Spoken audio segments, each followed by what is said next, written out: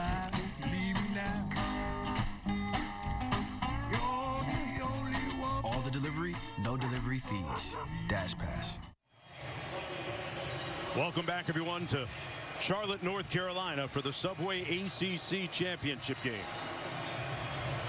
Wake winning the toss, deferring to the second half. Pitt will receive the opening kickoff. Vincent Davis and Rodney Hammond Jr. back deep for the Panthers. And it'll come out first down and 10 from the 25-yard line. This is the Subway ACC Championship as part of Dr. Pepper Championship Week. What a great Saturday under the lights here in Charlotte at Bank of America Stadium. We get a look at Kenny Pickett to start this football game off. The 6'3" senior, the ACC Player of the Year, as well as the ACC Offensive Player of the Year. Stellar numbers on the season, just 40 touchdown passes against only 7 interceptions. First and 10. We're going to hand it off. This is Davis out to the 30-yard line. Let's take a look at Robert's keys to the game. Robert. Yeah, we got no pressure, no diamonds, right? Both teams are trying to get fitted for a ring, but if they don't get pressure on the quarterback, they're not going to get that today. We talk about where's Waldo. They got to find Jordan Addison on the field before every single play, because that's where the ball's normally going to go as they get a pass here to our game, Shocky Jock Louis. And then the last key is one-on-none. Wake Forest wide receivers, they're going to have one-on-one matchups for about 70% of the game today. If they don't win those matchups, it's going to be a long day for them. But on offense, we call that one-on-none, because no one should be able to guard you in a one-on-one matchup. Love it. 7-yard gain for Jacques Louis. First and 10. Pickett incomplete. Good pressure up front by Miles Fox, the 7th-year senior. That's right. That is a super-duper senior, number 11. A super-duper senior, right? But you see that right there from Miles Fox is exactly what they have to do with this offense. They have to get Kenny Pickett off his spot, make him uncomfortable. Don't let him sit back there and pick you apart like he has everybody else this year. Said he's gotten a lot better progressing, reading defenses, seeing triangles. 3 men defensively moving at a time, deciphering at that time correctly. And a gain to Jacques Louis again out of Fort Myers, Florida. Picks up 5, working against Zion Keith. It'll be 3rd down coming up. And Pitt going quick. Both of these offenses are going to run plays at an extremely fast pace, but you see Kenny Pickett taking what the defense is giving him, and you love to see that from the quarterback. That was Mark Whipple on the sidelines, the offensive coordinator for the Panthers. Pickett, a very good runner. Don't sleep on those legs. Oh, he faked the slide. Sauce time. Pickett. Did that work? Touchdown, Pitt.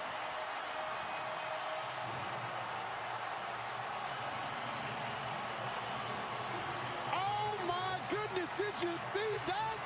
Oh, I can't wait to show you that replay. Kenny Pickett.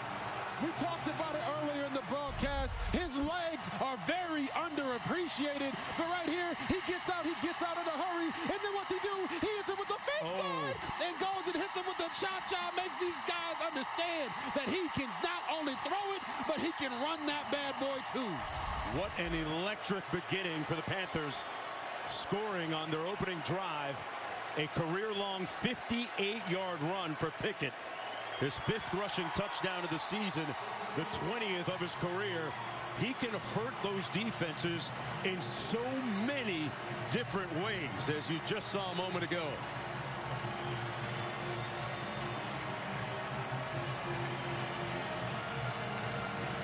Robert, you knew about this. You talked to him about this.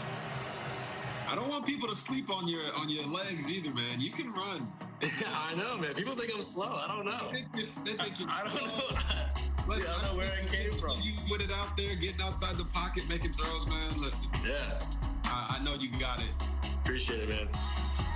Yeah, he was big cheesing when you brought up running, right? Listen, everybody sees him throwing for 4,000 yards and the 40 touchdown passes, but this guy can run.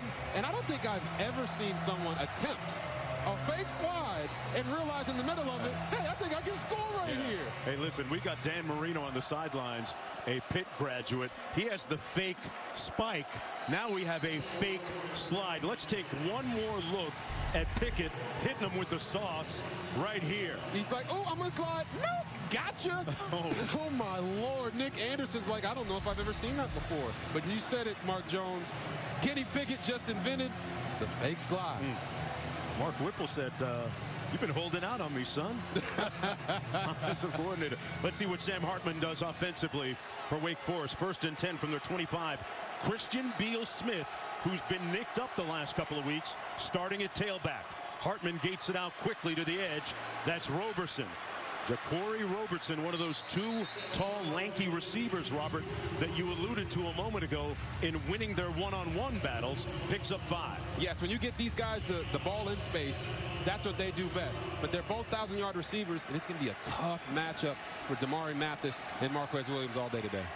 Hartman, quick out pattern, picks up the 1st down. This one goes to Taylor Morin. That's going to be a roughing penalty against Williams. Marquez Williams just slammed Morin to the turf. After the play, personal foul, unnecessary roughness, number 14, defense, 15-yard penalty, automatic, 1st down. This was a suplex. Oh, yeah, he looked like he wanted to be in the WWE. Look at him. All week, people have been talking about Marquez Williams and how small he is. He said, I'm going to show you I play big boy ball. But guess what? We're not shooting any WWE promos right now. He's got to understand he's on a football field. Yeah, the ball now at the 48-yard line. Beal-Smith in the backfield. There's that pronounced mesh point handoff that we'll see quite frequently from Wake Forest as Beal-Smith takes it down to the 46-yard line. Robert, tell me about that style of offense they run with the mesh point. Yeah, the long mesh is really designed to draw the linebackers up and open up holes for the RPO game behind them, and you'll see that all day today.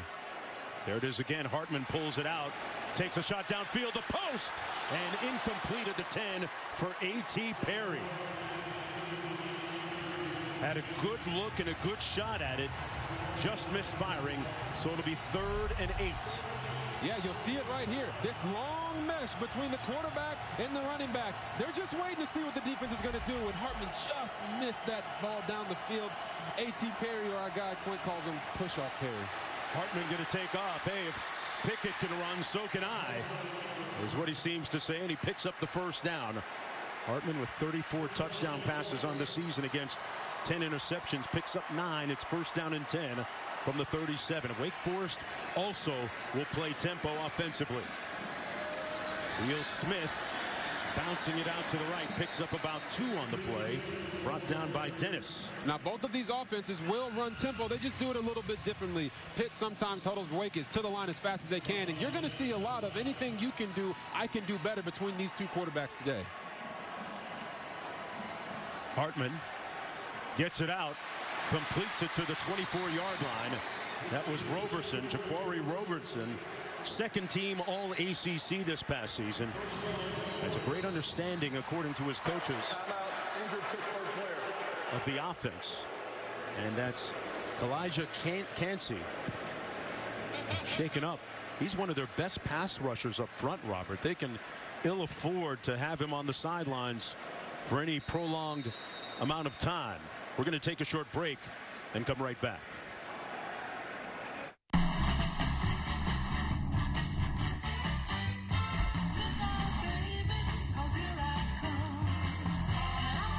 This year, let Ford help make your holidays even brighter. Get holiday ready with Ford.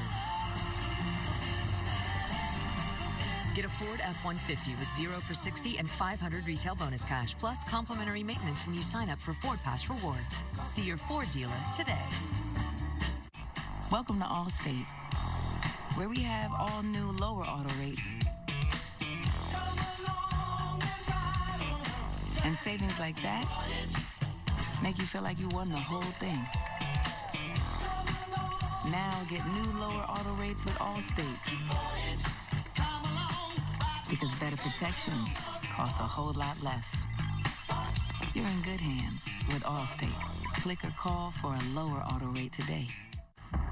History is filled with almosts. Those who almost adventured, who almost achieved.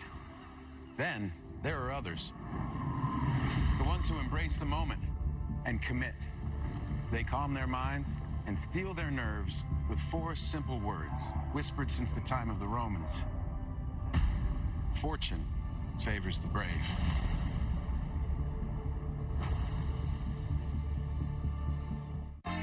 So it's game day, and you need to get your hair in shape. Enter Great Clips. Our skilled stylists save your haircut details and clip notes for the look you love almost as much as your team. We got you, and you got this. Great Clips, official hair salon of college football. Look, Serena Williams, Matrix. Serena, Matrix. Serena, Matrix. Get your TV together with the best of live and on-demand. Introducing DirecTV Stream. Local restaurants have been hit hard by fees from delivery apps. They take a huge chunk of our bottom line. All of that comes out of our pocket and goes to them. So Domino's franchisees went to local restaurants and bought $100,000 of their gift cards to give out to our customers. That way, they could support a mom and pop by ordering directly from them. And no one got hit by delivery app fees. I can't believe one restaurant is buying another restaurant's gift certificates to give out, but it sure is wonderful. So if you're not getting Domino's, skip the delivery apps and order directly from a local restaurant. The grades are in on Abbott Elementary, and critics are calling it the best new network show of the season. Victory Lap! Special premiere of Abbott Elementary after live in front of a studio audience, Tuesday on ABC. It's Spee Week on ESPN as we continue Jim Valvano's fight against cancer. As you see right here, when the Pitt Panthers were coming into the stadium, Coach Narduzzi, he wasn't giving them handshakes. He was dapping them up. That's how loose he is right now, and I know he's feeling good after that Pickett run. I'll tell you, that pocket square game of Coach Narduzzi was fire, too. Out of the backfield, the reception good. Down inside the 20 to the 17. Christian Beal-Smith, Robert, early returns showing us that he's moving pretty well here early in the game. He has. As you stated earlier, he missed a couple games in the stretch here for the past couple weeks, so it's good to have him back. 2nd and 4, gets it again. Made a couple guys miss, makes it down to the 12-yard line. And Wake Forest going tempo. They have been pretty efficient in the red zone this year. 6-yard gain that time.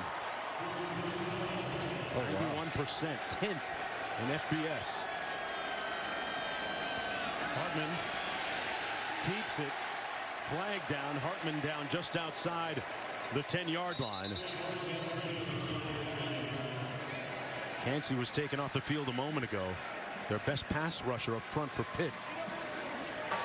Personal foul, face mask, defense, half position to the goal, automatic first down. That's going to make it 1st and goal for Wake Forest. I was going to say, you know, they tried the long mesh there, but it was meshed up.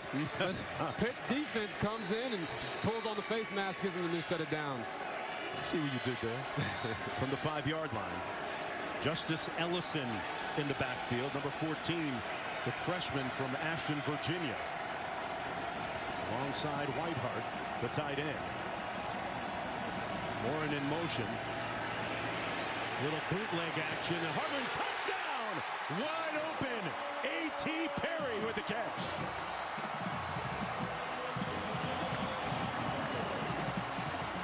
We showed you guys the video breakdown before the game started of Sam Hartman using his legs to extend plays and keep his eyes down the field. Right there to do a nice job on the fake.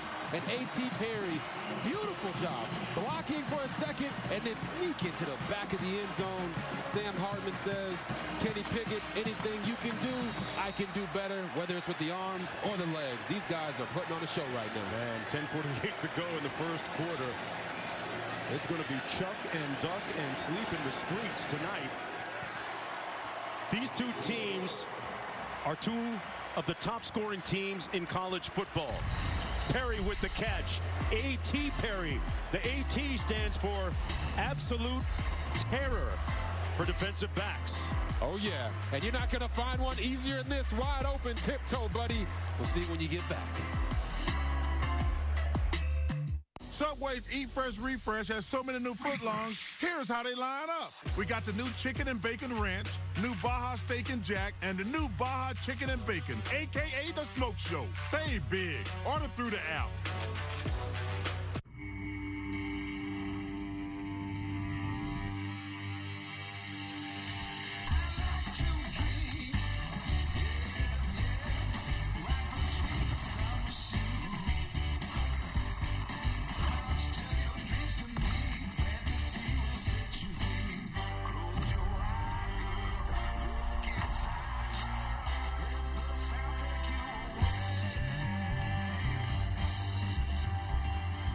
When I listen to my Sonos, I feel everything. I can't imagine cooking without Sonos in the kitchen. It literally makes the food taste better. It does make the food She's taste in there, better. she's stirring. When you hear the crowd, it's infectious. It's like we're at the game. I was sold with the theater setup because I'm a big movie fan, and you want to be able to feel like you're there. It's just so simple. Helps you stay in the moment. I get rid of my couch before I get rid of my Sonos. We've come along. With every kickoff, we have a chance to be our best. May we pace ourselves and look out for each other, because when we drink responsibly, good times are in our grasp. The Snapshot app from Progressive rewards you for driving safe and driving less. Okay, what message did you hear this time? Safe drivers can save using Snapshot. What's Snapshot? What the commercial was about. I tune commercials out. Me too. They're always like, blah, blah, blah. Tell me about it. I'm going to a silent retreat next weekend. My niece got kicked out of one of those. For talking? Grand larceny. How about we get back to the savings? Yes, I would like to talk about that. Okay. You're too old to be a rookie.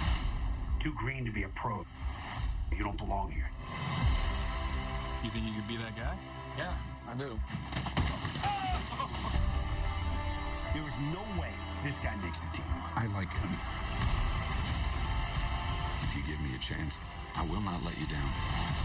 You defied all odds. Destiny belongs to the underdogs. American Underdog. Rated PG. In theaters everywhere Christmas Day.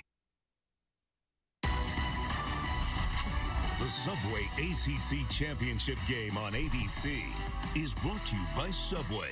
The Eat Fresh, Refresh at Subway. And in part by Goodyear. Discover the possibilities. Goodyear, more driven. Those are the respective offensive coaching staffs applauding the touchdowns by the respective quarterbacks, but what I want to see is what the defensive coaches are doing. Exactly. They're taking some Tylenol right now. They're not happy right now, but I'm pretty sure one of those coaches in the Pitt booth said, did he just do a fake slide? Oh, man, this is so much fun.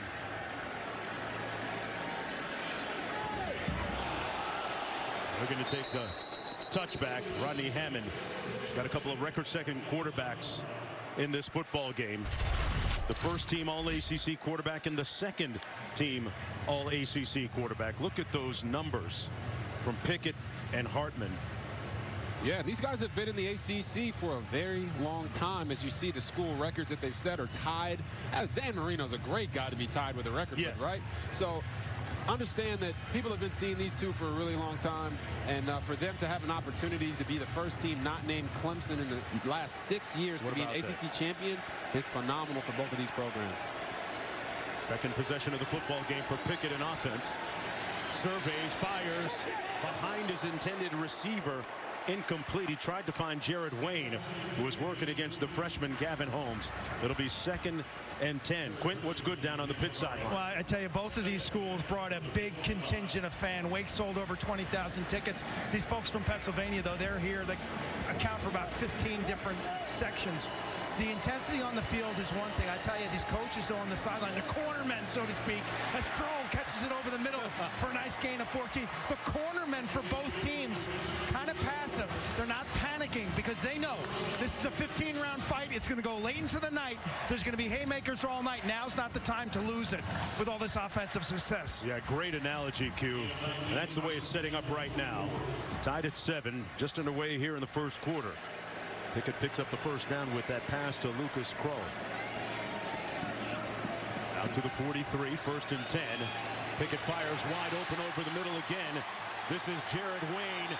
Got a blocker in front of him, cuts back, and down to the 22-yard line. Receiver Taylor finally made the tackle, but another huge chunk of real estate for the Panthers. Yes, anyone with a set of eyes can look down and see that Jordan Addison is one of the better receivers in the country, if not the best. But listen, Kenny Pickett, he went to Jared, and his name was Jared Wayne for a big gain right there. These other players on this offense really benefit from Jordan Addison opening things for them. Hammond motions out of the backfield, wide open, room service, ring it up, touchdown Panthers.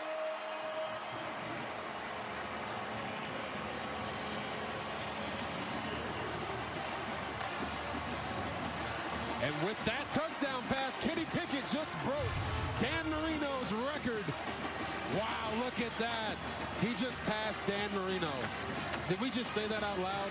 That's incredible, man. I know Kenny Pickett in this offense and his coach Mark Whipple are very proud of that accomplishment. And it was a simple, very simple play where they used two in cuts to pick the linebacker that was guarding the running back for the touchdown. Did he say picked? No. What? Shut your mouth. What? I mean, got in the way of. 14-7. Anytime you're on the same graphic with the great Dan Marino, you're in stellar company. One of the real luminaries of not just college football, but a Hall of Famer, the NFL Hall of Fame. And this was the pass that did it for Kenny Pickett. Sometimes as a quarterback, you just have to make the simple play, and Dan Marino likes it just like the rest of us. 4 Super Bowls, 6 AFC championships. You? Award-winning customer service, up to 30% off your auto insurance with Safe Pilot, made for the military community. And who else? That's all. USAA, only for the military community. There are mornings, and there are woke up late, out of toothpaste, spilled coffee in yourself mornings. At least with the 2 for $4, you can do breakfast your way. Want 2 of this, or that, or this and that? Mix and match with a sandwich and biscuit on the 2 for $4. Wake up.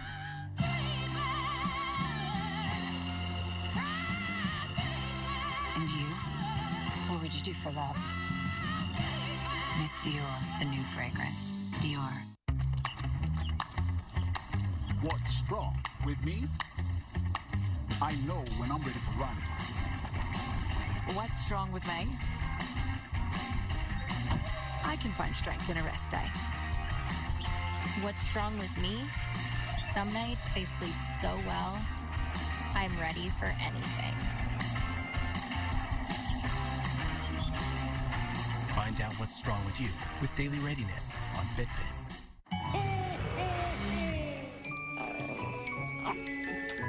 Not again.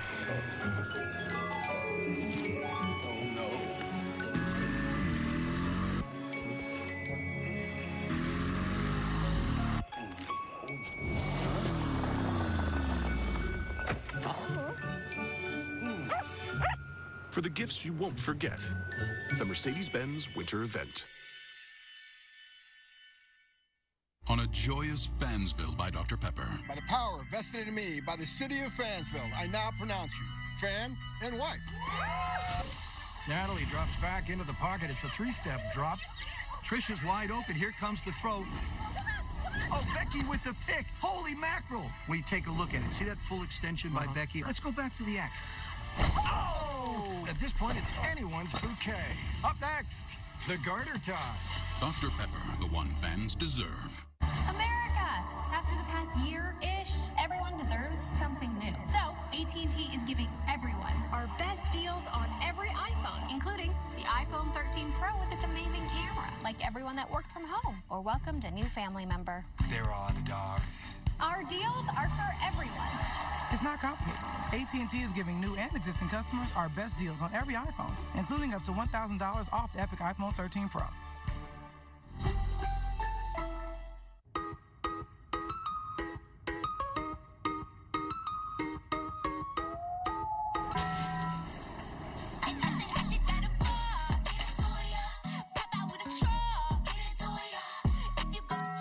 Tuesday, the Emmy-winning Live in Front of a Studio Audience is back. What you talking about? Back at Bank of America Stadium, where Pittsburgh leads 14-7 in the Subway ACC Championship Game. And Wake Forest will take it 1st and 10 from their own 25-yard line. Now time for today's Aflac trivia question. Aflac.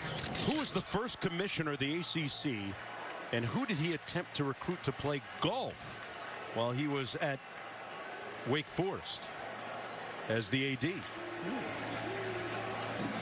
Hey, it's an interesting question. They put us amongst administration now. They're trying to throw us off the scent so hard that they're talking about ADs now. Exactly. Hartman fires, complete. Nice little screen. That was Roberson.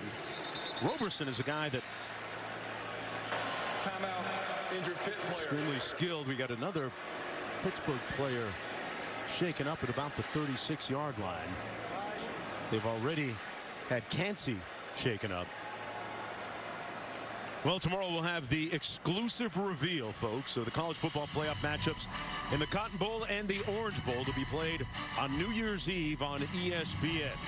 Reese and the crew will also unveil the New Year's 6 bowl games and at the final top 25 rankings in this 4-hour special. It all starts at noon Eastern, 9 a.m. Pacific, after on ESPN and the ESPN app. One app, one tap. That's A.J. Woods that was shaken up a moment ago. And here's a look at the college football playoff top 6. The rankings as of November 30th, presented by AT&T 5G. Oh, boy. Georgia got knocked today. They did get knocked. Upset. Alabama knocked them off. Really just threw That was pretty convincing, too. It was very convincing. Christian Beal-Smith. Hey, and congratulations to Jackson State winning the SWAC Conference Championship title. Coach Prime, Deion Sanders, they'll be going against South Carolina State in the Celebration Bowl 2 Saturdays from tonight in Atlanta. Hey, who said you can't hire a coach who's a former player that doesn't have much experience? Hey, he did pretty well. Beal-Smith, Baldonado making the tackle. You know, Deion's kind of started as a novelty, like, oh no, they brought in Deion Sanders. But listen, he's flying high right now, getting his guys to the Celebration Bowl. And that game will be on ABC in a couple of weeks. Doesn't just look South like Carolina State. He did a great job coaching. Yeah, I was gonna say, doesn't it just look like they have so much fun? Yeah. Playing for prime time, or Coach Prime, as he likes to be called. I don't know why you wouldn't want to play for a coach that can get you to the league. Nobody knows more about it and playing it at a high level than he does. That's Servassier Dennis. And how about Marcus Freeman? Notre Dame defensive coordinator, gets the head coaching job there. You just saw the reaction of the guys. It was well-deserved. They got their guy, and those guys believe in him. We saw the reaction of the Notre Dame players when it was announced, and we talked about him last week on our show. Him being one of the top candidates. Cansey is back in the ball game, number 8 up front for the Panthers. Hartman taking a shot up top. Little contact and a flag thrown as A.T. Perry was working against Damari Mathis. Hey, you know, sometimes if you can't cover him, you just got to try to trip him up. And that's exactly what Damari Mathis did there. Sometimes down the field, there's accidental contact, and they won't throw it on that one. But if you'll see here, he was holding pretty good. Defense, 15-yard penalty, automatic, first down. Oh, yeah. Just Perry. Look at him there. He said he got away from him a little bit. Hey, come back, come back. Yeah. No, don't leave me yet. Hey, one thing we have to bring to light here is the size differential. You alluded to it a little bit earlier, Robert. A.T. Perry is 6'5". Roberson on the other side is about 6'2". They've got a decided advantage height-wise against those DBs. That's an incomplete pass intended for the aforementioned Roberson. I was talking about Roberson a little bit earlier. Went over 1,000 yards receiving, just like Perry on the other side. And coaches say that he really understands defenses. And the offensive coordinator, Coach Ruggiero, gives him a lot of latitude to make certain reads within the offense. That's a little bit high for Perry. And if you overthrow a 6'5" guy, you're really missing, right, Robert? Yes, you are really missing. As I like to say, Yao Ming wasn't catching that one. It was way too high. But when you talk about Roberson, some guys just have it. They have a knack for reading coverage. They have a knack for getting to the spot that they need to be when the quarterback needs them to be there. So look for them to look for not only Roberson and Perry, but number 83, Taylor Morin, also in these 3rd and long situations.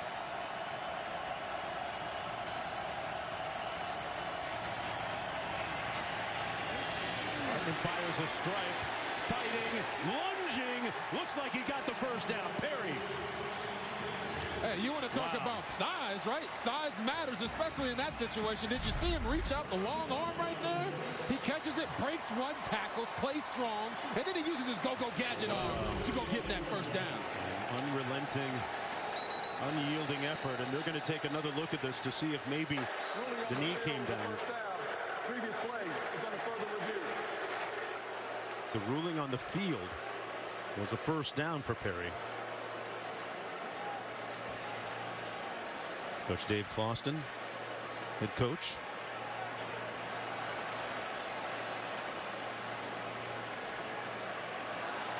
Let's bring in Matt Austin right now to take another look at this. Matt, tell us what you think about this play and your interpretation of it. Well, this is a better view. Let's see what hits the ground first. It looked from that view like his hip might have hit the ground first. And it depends on where the ball is when that body part is down. So I don't know if we can go to a split screen and show from the upper view to show the first down line. But he's not going to get full benefit of the stretch because the ball is down right there. A great effort nonetheless by A.T. Perry. Thanks a lot, Matt. Play under review.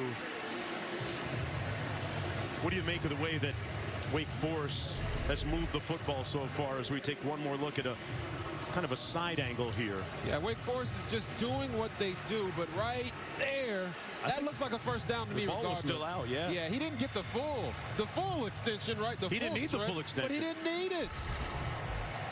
It looks like either his hip or his elbow went down before the full stretch, but even then, it still looks like it was close enough to be a first down. Right.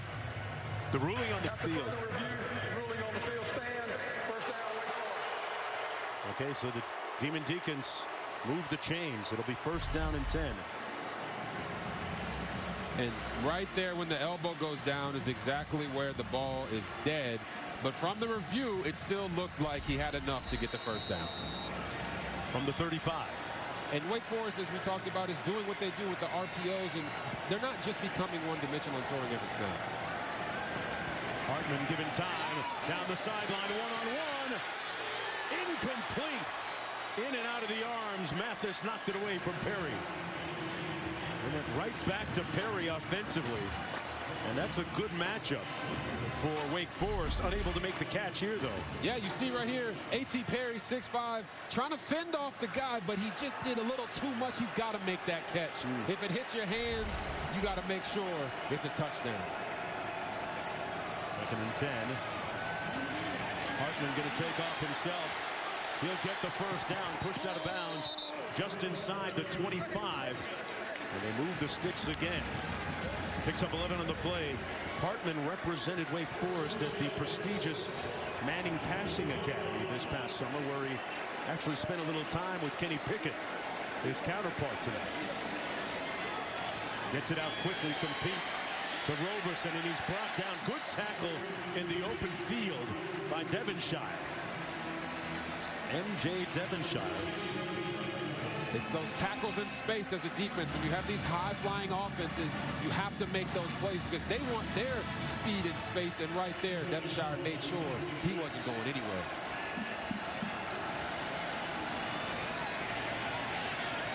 What a dime by Hartman. First down at the 12-yard line to Perry, working against Mathis. They're just going to work on him. And hitting his favorite target. One of two wideouts with over 1,000 yards this year. He picks up 15. And yet another play where Sam Hartman gets out the pocket, using his athletic ability to make a play. Looking into the end zone, fires. Incomplete behind his intended receiver. That was Donald Stewart working against Devonshire. It'll be second down and 10 for Wake Forest. Pitt has to find a way to get penetration against this long mesh. It's given Sam Hartman too much time to process and go through his reads. They're going to have to start knifing to get in the backfield so that they don't feel comfortable doing it. He's going to do it himself. Hartman still on his feet. Hartman, touchdown, Demon Deacons.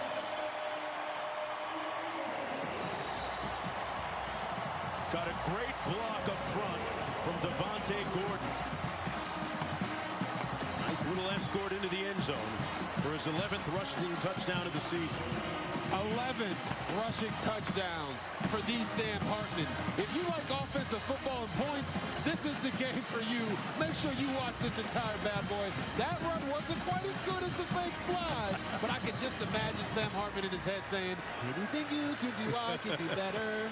I can do anything better than you. Hey, give him a little time. Give him a little time. Extra point away from knotting this game at 14. These teams average right around 43 points a game of offense. Sam Hartman with a good block from Gordon, number 62 initially. And then downfield, man, he just knocked those white jerseys into the end zone to cap a 12-play, 75-yard drive. Using up about 3 minutes on the clock. And the first, well, 8.5 minutes of this football game, we've already got 28 points. 266 yards of total offense. Are you comfortable? Listen. I'm going to get this chair here and really settle in, because this could be one of those 4-hour, 15-minute football games with the football flying through the air and a lot of points on the board as we expected coming in. Tied at 14 with 6:31 to go in the first quarter. It's kind of a wild stat, but Wake has 12 first downs on 23 plays. There is no defense right now, guys. The defense is non-existent. Yeah, I want to get that shot up in the booth of the defensive coordinators and see what they're doing. Just the second meeting all time between these two schools. Pitt won the only previous meeting. Well, aerial coverage provided by Goodyear. Anything can happen as long as you have the drive. Goodyear, more driven.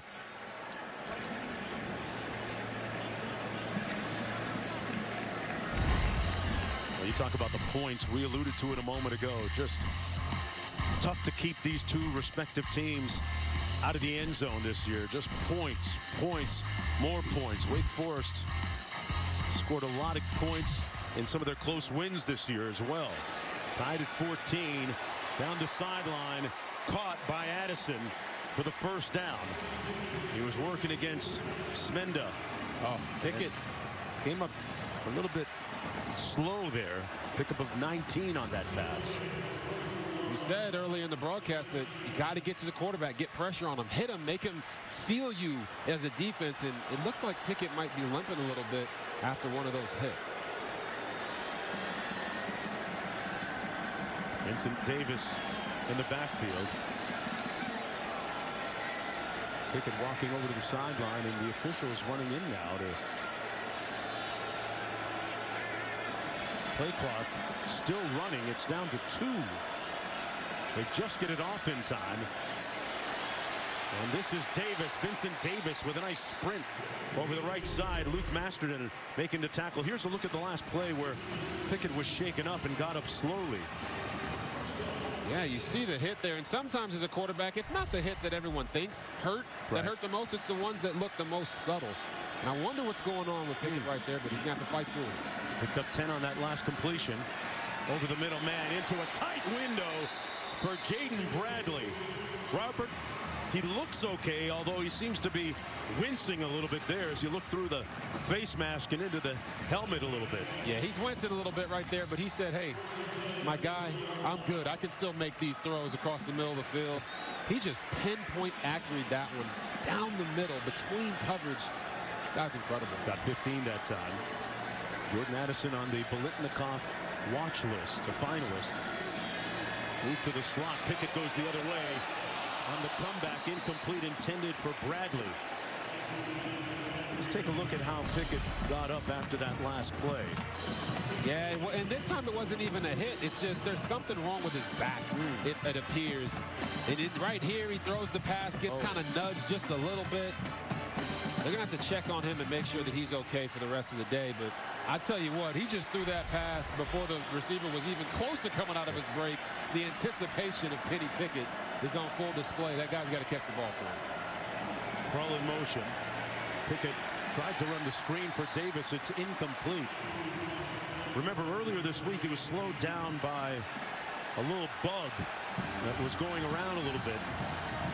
But when we spoke with him a little bit earlier, he says he's feeling fit and fine and ready to go here tonight. 3rd and 10. Bank of America Stadium. The microphone is yours.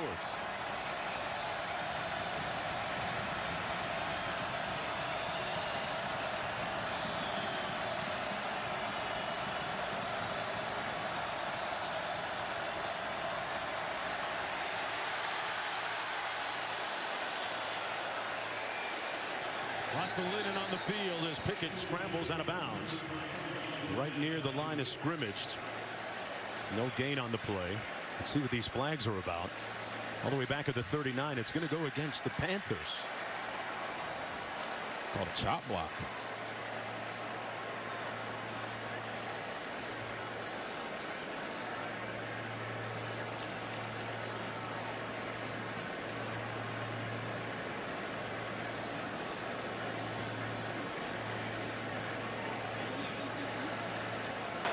Personal foul. Legal block below the waist. Number 22 offense. Penalties decline. 4th down. That's going to go against Davis, the tailback. They called 22 Vincent Davis for the illegal block below the waist. Sometimes they tell these backs, man, you just gotta you gotta stick your face in them. Obviously, do it the right way by the rules. Right. But right there, coming inside out, they got him for that penalty. So Sam Hartman's going to attempt a field goal from 49 yards out. His career long is 47. So this would be a career best for him. 16-19 on the year. Low line drive. He's going to miss it to the left. So Wake Forest gets the first stop, quote unquote, of this football game with 4:16 to go in the first quarter. That stop alone could be enough to win the game.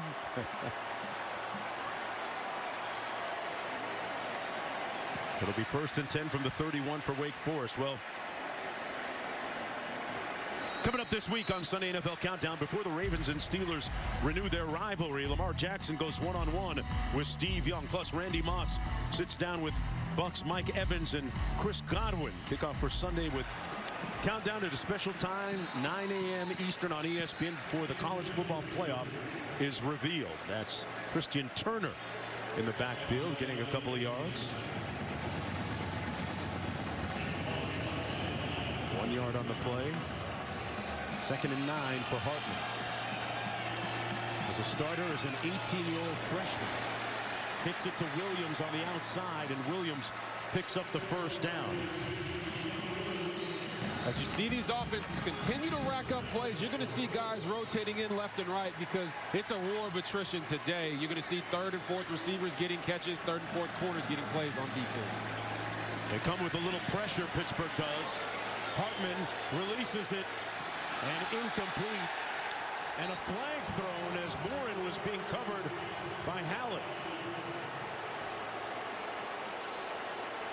I'm not sure that Morin had an opportunity to catch that because he himself was twisted up. He broke to his right. The pass came left.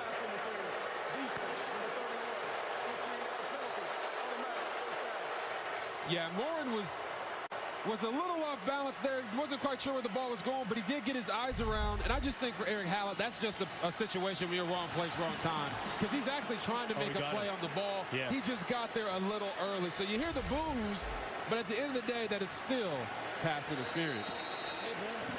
Pittsburgh with 4 penalties for 50 yards right now. Hartman hands it off to Turner. Christian Turner breaks a tackle and sprints for another first down at the 23. Turner averaging about 4 yards a carry on the season. Got 16 there. Warren Ujiro right now is in his bag calling plays. As soon as Pitt brings blitz, he's running downhill runs. Hartman up top. Touchdown, Morin. More.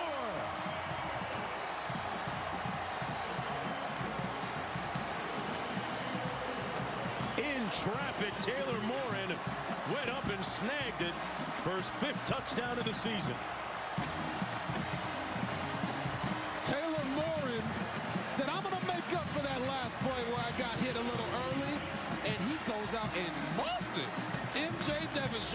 in the middle of the end zone. Wow. Offensive football is on full display. 34, now 35 points on the board total, with a little over 3 minutes to go in the first quarter of the Subway ACC Championship. Robert. Yeah, you're going to see it right here. He's got a one-on-one matchup down here at the bottom of the screen. Sam Hartman's going to take a snap, do the nice little long mess they do, and he knows, listen, I trust my guy. My third receiver is better than your third corner. So he says, look, Taylor Morin, you just run down the field, and when I throw it up, I know you're going to make the play for me. He puts a perfect ball placement on the outside shoulder, giving Morin an opportunity to go up and make the play. That's called trust. And it doesn't matter that Taylor Morin is only 5'10", probably about 5'9" or 5'8", like our guy Q down there. But listen, they give him a couple inches on the media guide. He plays bigger. And he played big right there. So does Q. 21-14 with 3:07 to go, and one of the questions that begs now is, what of the health of Kenny Pickett, who we saw look uncomfortable, seemed to be in a little bit of pain during that last drive. He just came out of the tent a moment ago. You know, offensive coordinator Mark Whipple said, it's not about them, it's about us. And Kenny Pickett is a big part of what they do on all sides of the ball, because he gives everybody confidence when they step on the field. And you just hope he's able to still go. It'll be 1st and 10 for Pitt from the 25. Let's go back to Kevin in the studio.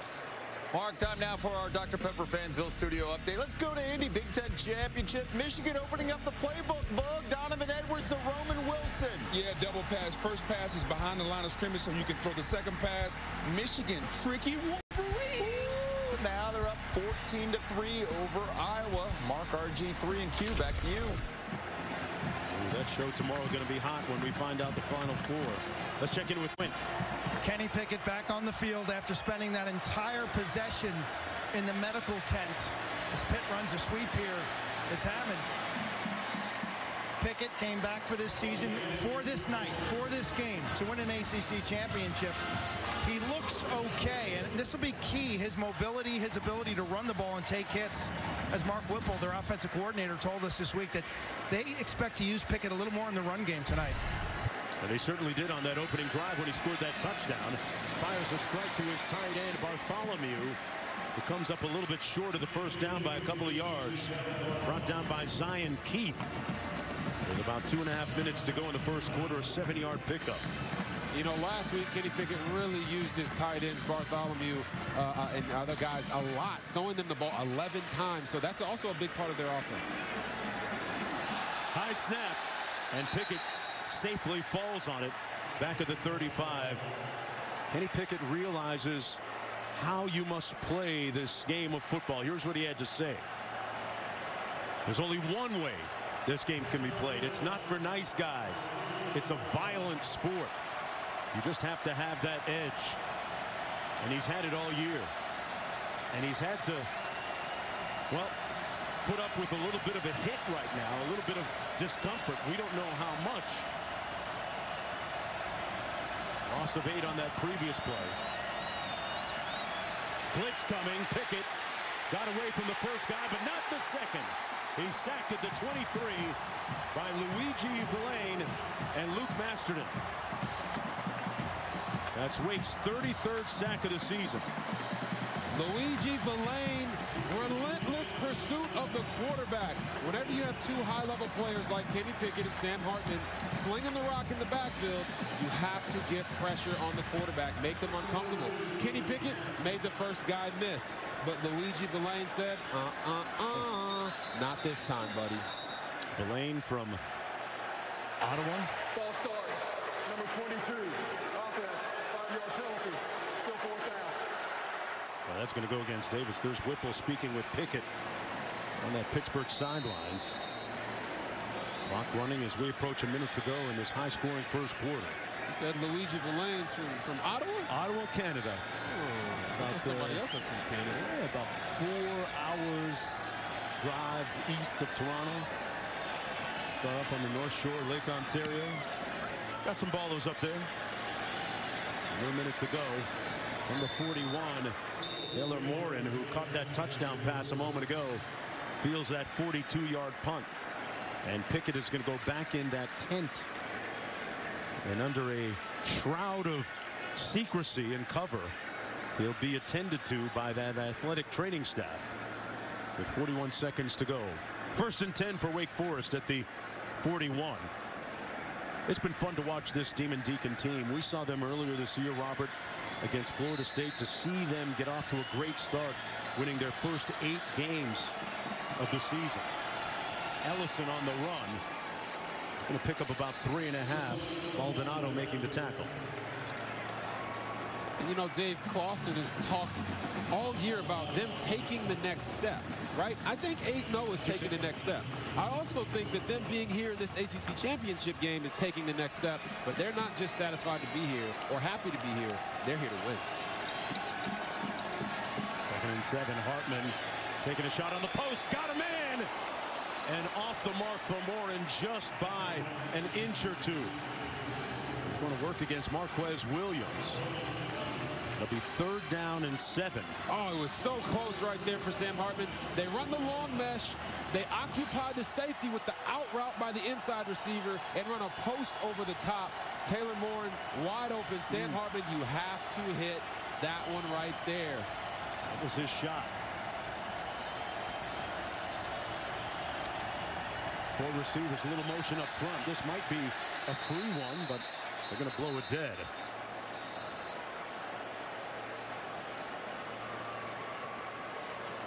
Dave Clawson signed a contract extension recently. He's taken his team to 5 consecutive bowl games. To the snap. False start. Number 9. Offense. 5-yard penalty. Still 3rd down. Talking about Clawson, he's done a great job coaching this squad. They've won so many close games this year. When you look at various tipping points in their season, Virginia, that win gave them confidence. You know, close losses, close games against Louisville, Syracuse, North Carolina State. And the way that he's coached this year, obviously he's the ACC Coach of the Year, and he's a 7th-weight coach to do that. But he said his team was defined by all those close wins because it gives them the confidence knowing that in crucial moments they can make plays. That was the first Wake Forest penalty of the game. And a dart thrown to A.T. Perry for the completion. Boy, Sam Hartman is on his grind right now, on his game. You say he's on his game. I say he's in his bag. Right there, he knows he's going to get hit. He still makes the throw to A.T. Perry on the sideline. Once again, one-on-one with Damari Mathis. All the holiday classics. This is a boy band holiday. A very boy band holiday. Monday on ABC. Now we're going to take you back here to the touchdown from Kenny Pickett a couple possessions ago. They run the running back. They motion him across. And what Kenny Pickett's looking for here is who's covering the guy. But he's not the only one. The wide receiver is also trying to recognize that it's this linebacker who is blocking him, who he's going to be covering the running back, so he just gets in his way slightly, and that's why Rodney Hammond Jr. was wide open on that touchdown that they had a couple possessions ago. But as you see the look here, Kenny Pickett on the sideline coming out of the tent a couple times. He's got to make sure that his back is okay, because as a quarterback, throwing and twisting with your back can be a problem if you have anything harboring you. 2nd and 13. Hartman with time. Incomplete off the hands of his receiver, A.T. Perry. You don't see him drop it much. It was batted away by Mathis, who seemed to get a hand in there and knock it out. So it'll be 3rd and long for the Demon Deacons. Well, this is exactly where Pitt wants them to be, and Damari Mathis did a nice job playing through the ball there to get it out. They send a blitz. Hartman fires. Picked off by Williams. And there is the game's first turnover. Marquez Williams with the interception for the Panthers. Sam Hartman trying to play with a little anticipation, getting the ball to Taylor Morin, and Marquez Williams just happened to be the right guy in the right place. And you see it right there. Yep, it looks like he got those elbows together to keep the ball from hitting the ground. He recognized the ball being thrown. Morin was not out of his break yet. Wow, we talked about the turnover margin. The team that wins it could possibly win this game. Dave Clawson talked to us and said when his team doesn't turn the ball over, they win ball games. Anaconda in the backfield for Pittsburgh. Pickett. Incomplete for Addison. Let's revisit our Aflac trivia question for tonight's game. Who was the first commissioner of the ACC, and who did he attempt to recruit to play golf while he was the AD at Wake Forest? The answer is, I struck out, Robert, I'll be honest. And it's not the first time. And it won't be the last time. Anaconda running it down to the 40-yard line. Here's the answer. Big reveal here. Jim Weaver recruited Arnold Palmer. Oh, wow. Okay. Hey. I'll be looking over your shoulder on the test on that one. Cooperate and graduate, man. Third down and 6. Pickett steps up in the pocket. There's a flag down. Pickett down, brought down by Luigi Villain. It looks like the flag is going to be for holding on the defense. Corner was in press coverage and really holding the receiver down the field. Defense, number 28. 10-yard penalty. Repeat third down. Well, speaking of commissioners, Quint standing by with first-year ACC commissioner Jim Phillips. Jim, we were just remarking the turnout here, the weather, and then the fans. How do you best describe this environment? It's been spectacular, Quint. I mean, these are two terrific football programs, 10-2, two top 20 teams. It's representative of the fans of the ACC. They love college football. Great turnout. This year for the ACC, you got 4 teams in the top 25. You have 10 bowl-eligible teams. How would you characterize the season? Exciting and successful. When you look at the success of the ACC, you just mentioned it. We may not have started the year as strong as we wanted to, but I think that as the year went on, you saw how good a football we play in the ACC. Looking forward to finishing this championship game and crowning an AC champ and winning a lot of bowl games. Thank you, Jim. Thanks. It's a great year for quarterbacks in this conference and offenses, and we're seeing that tonight. Heck, here we got 2 of the best in the country on the field here. Pickett delivers a strike to Addison. Couldn't get away from the tackler, the 29, Taylor. A different look in Charlotte for the championship game in the ACC. No Clemson, no Florida State. As these 2 teams sign the death certificate on Clemson's stranglehold on the conference. But there is a Clemson fan in the building. Down to the 25-yard line. That's Anaconda again. And I'm more than sure there's some Clemson fans in the building without a doubt, but this is the first time, right, since 2008 that it hasn't been Florida State or Clemson to represent the Atlantic Division in the ACC Championship game, and that's just mind-blowing. But it just shows you how much stronger this conference is getting with the amount of teams that are in the top 25 and these 2 teams right here. Lane in motion, they're going to run it. Pickett hands it off. Great tackle behind the line of scrimmage by DJ Taylor. Oh, the DJ was spinning that time. Anaconda got rocked. And they come up short of the first down. DJ Taylor filled the gap in a hurry and brought the beats with him. Oh, my Lord. That's the kind of physicality that you want to see from your defensive players playing linebacker. They got to step up at some point and say, you know what? Enough is enough. They're not just going to run down the field and make it easy. It's like going to the basketball hoop. In the game, they say, hey, you got to make them earn it. Wake Forest has to find a way to continue to make Pitt earn it and get them off the field. It's 15-22 on 4th down this season. They go to throw. Pickett downfield into traffic, incomplete. He tried to find Addison. No flag, even though he's looking for one. Malik Mustafa was back there in coverage. I can tell you now, Mark Whipple and Pat Narduzzi decided to go for it on 4th and 1 right there because of their kicker, Sam Hartman, missing that kick earlier, and they didn't come up with what they wanted.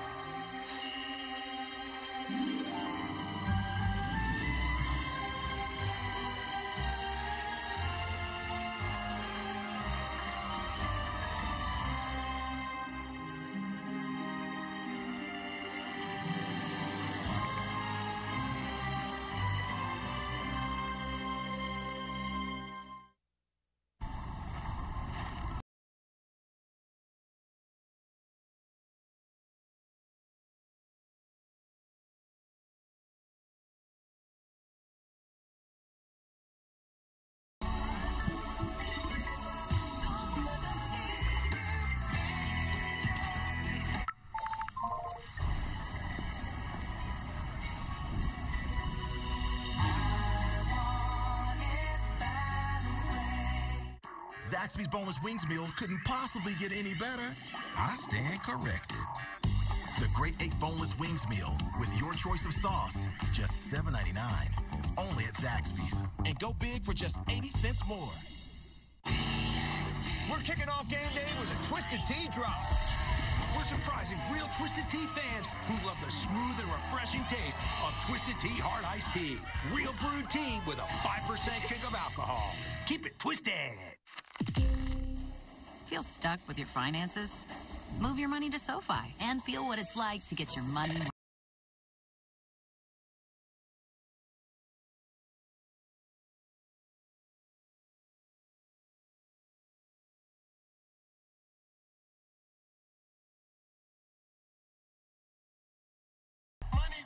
Move your money to SoFi. Download the app and get your money right. Welcome to Allstate, where we've just lowered our auto rates.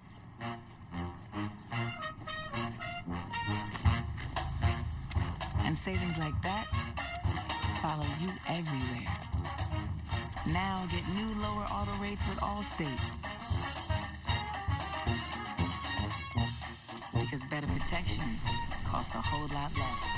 You're in good hands with Allstate. Click or call for a lower auto rate today. Something's coming. It's amazing. So beautiful. Unbelievable. And it will be fabulous. West Side Story. What you've never seen. It just was a dream come true. Incredible. This special event, Sunday night on ABC. Welcome back, everyone. Monday Night Football hits to Orchard Park. For just the second time since 2008, Mac Jones and the Patriots taking on Josh Allen and the Bills. 8 Eastern, 5 Pacific on ESPN, ESPN Deportes, and the ESPN app. Hartman brought down.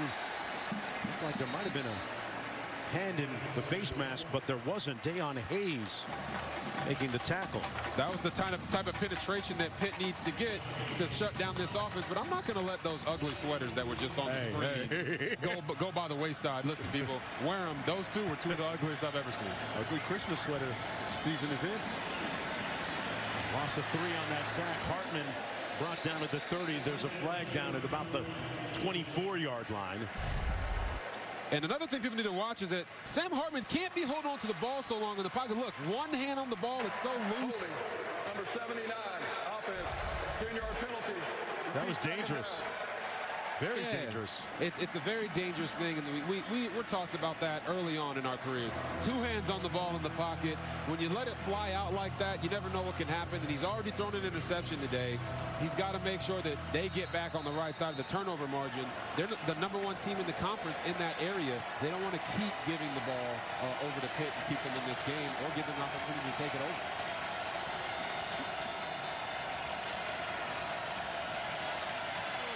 Hartman flushed out and throws it out of bounds. Beyond the line of scrimmage, outside the pocket. No grounding. Hayes and Morgan with the pressure. It's 3rd and Raleigh-Durham to go. And now Pitt brings in their Delta package, right? They take a backer off. They bring in their rush specialist, and they're going to come after the quarterback. They've been either 1st or 2nd in sacks. But this time they face the run. Neil Smith. Yeah, Pitt's defense has been either 1st or 2nd with Oklahoma State's defense in sacks in the latter part of the season. Yeah, they have. They're 2nd in all of the FBS in sacks per game, and they're top 10 in the FBS in tackles for loss. So this defensive line is a shoot up the field, get into the backfield type of defensive line. We talked to Deslin Alexander, and he even said, hey, we're trying to have a team meeting back there. Right. We're making bets on who's going to get there first. All legal bets, guys. No illegal bets. Just chicken wings for your teammates. Huh? Exactly. Jordan Addison standing at his own 40-yard line, waiting for this punt from Chris Dudulu. The Australian punter, and he gets off a great one all the way back to the 28. Addison got a block on the edge. Pitt has a good special teams punt return unit. He brings it all the way back to the 30-yard line. Pat Narduzzi knows that his special teams unit is explosive with Jordan Addison back there. Why would you kick the ball to this guy? Now they've got a spark. It's some momentum. When we get back, you'll see it.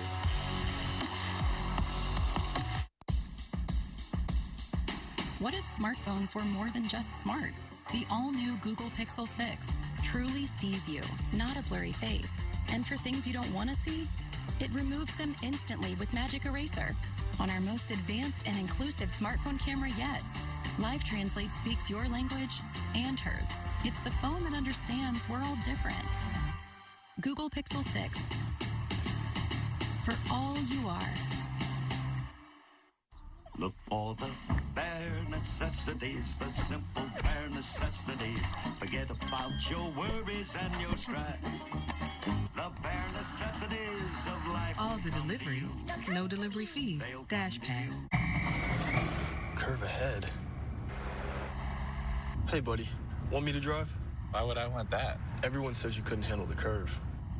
Who says that? Show Tebow a curve, guy falls apart. Tebow, the curve? No way. Literally everyone says that.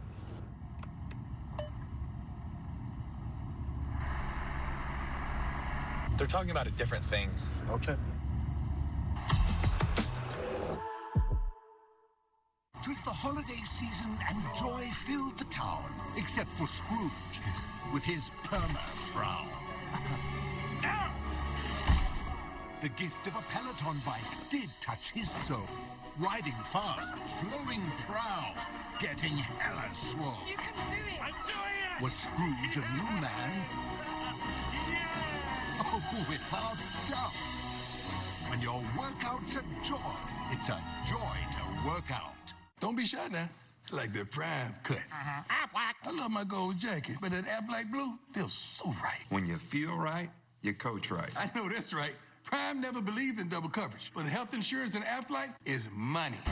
Must be money. And I know how Coach Prime feels about money. Now that is what this jacket needs. Must be money. Get help with expenses health insurance doesn't cover. Aflac is an official sponsor of ESPN College Game Day. Hi, I'm Michaela, and a little thing I love about the Chick-fil-A Peppermint Chip Milkshake is that first sip when you taste the peppermint chip pieces. It's like catching snowflakes on your tongue, and it just feels like the holiday season has begun. The Subway ACC Championship Game on ABC is brought to you by Honey Nut Cheerios. Good goes round. In 1953, Henry Model T Ford, boy, what a great nickname, became Pitt's first black quarterback. And in 1956, the Panthers' Bob Greer made national headlines, becoming the first black student athlete to play in the Sugar Bowl against Georgia Tech. Look at those headlines. For more stories like this, log on to theundefeated.com. Always much respect, much love to the pioneers like that who had to fight through a lot of segregation back in that time. Davis on the run, sometimes not being able to stay with their teammates in the same hotel, eat at the same restaurants. So much love and prayers to them. Yeah, the way I look at it is without no Model T, there is no me. So thankful to him for breaking that color barrier. Wayne on the double pass to the tight end, Kroll. We've seen that play before. Jared Wayne has thrown it a couple of times this year. And Mark Whipple, the offensive coordinator, picks up 19. A little trickery there, Rob. Mark Whipple let us know that he was going to bring all the tricks out the bag. And you see it right here. Hey, Jared Wayne, just back up a little bit and drop a dime to the tight end. They're doing it all. They want to win this game badly, so they're going to dig in that bag as deep as they can. Pickett into the end zone. Dropped. Incomplete. Knocked away by Gavin Holmes at the last moment. Went back to Jared Wayne. It'll be second and goal. Pitt trying to go in for the tie here. Yes, you can't go back to Jared that many times, right? So, Gavin Holmes, when we talked to defensive coordinator Lyle Hemphill, he said Gavin Holmes is a player. He's got a cast on his arm, and he doesn't care. He's going to lock up whoever he guards on every single snap. Davis brought down at about the 10-yard line by Jasheen Davis of Wake Forest. Davis playing with a heavy heart. You see him on your screen right there. Lost his mother a little bit earlier this year. Defense, number 24, after distance to the goal.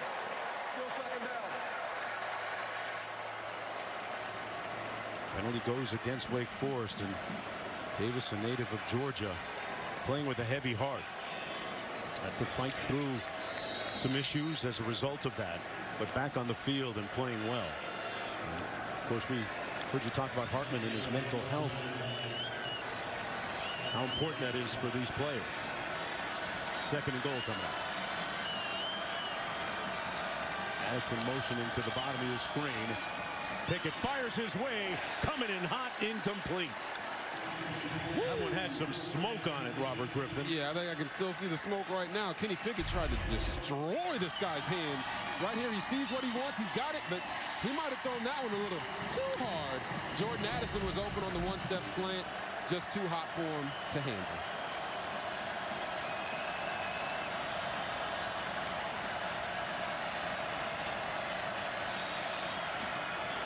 This time he connects. Jared Wayne went back to Jared.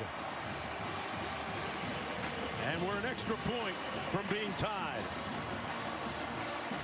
Looks like Kenny Pickett decided to take a little bit off this time on that throw, but they went at Gavin Holmes 3 times in a row, and the 3rd time was the charm.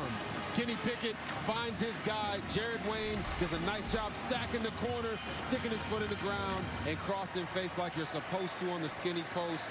And Kenny Pickett punched that ticket for 6. Big time. Pickett now with the most touchdown passes in a single season in the ACC. Continuing to rewrite the record book. And you see right here with the Kung Fu Kid, right? Hey, Jared Wayne said, "Wah! Let's go, baby." With DirecTV Stream, I can get live TV and on demand anywhere. Look, Serena Williams, Matrix. Serena, Matrix. Serena, Matrix.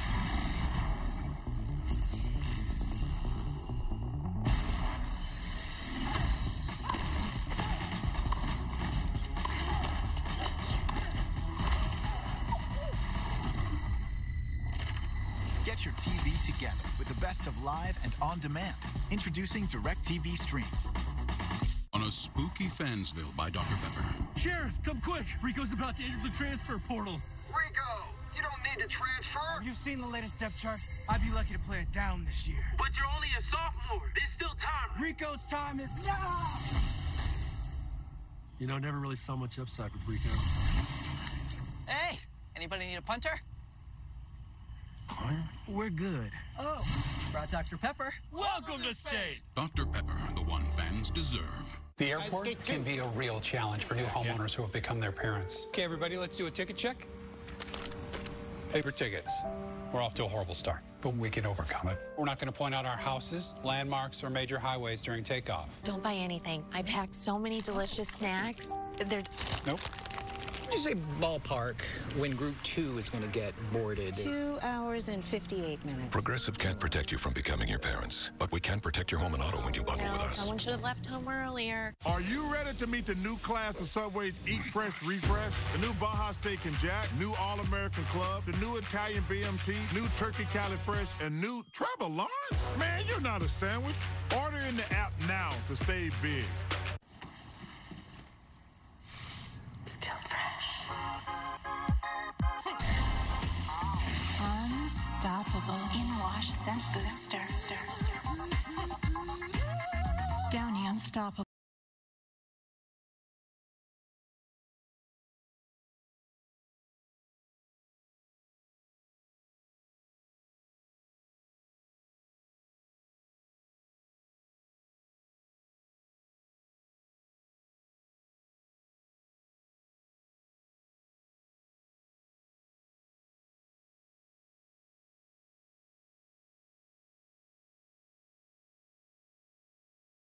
Diamond Store.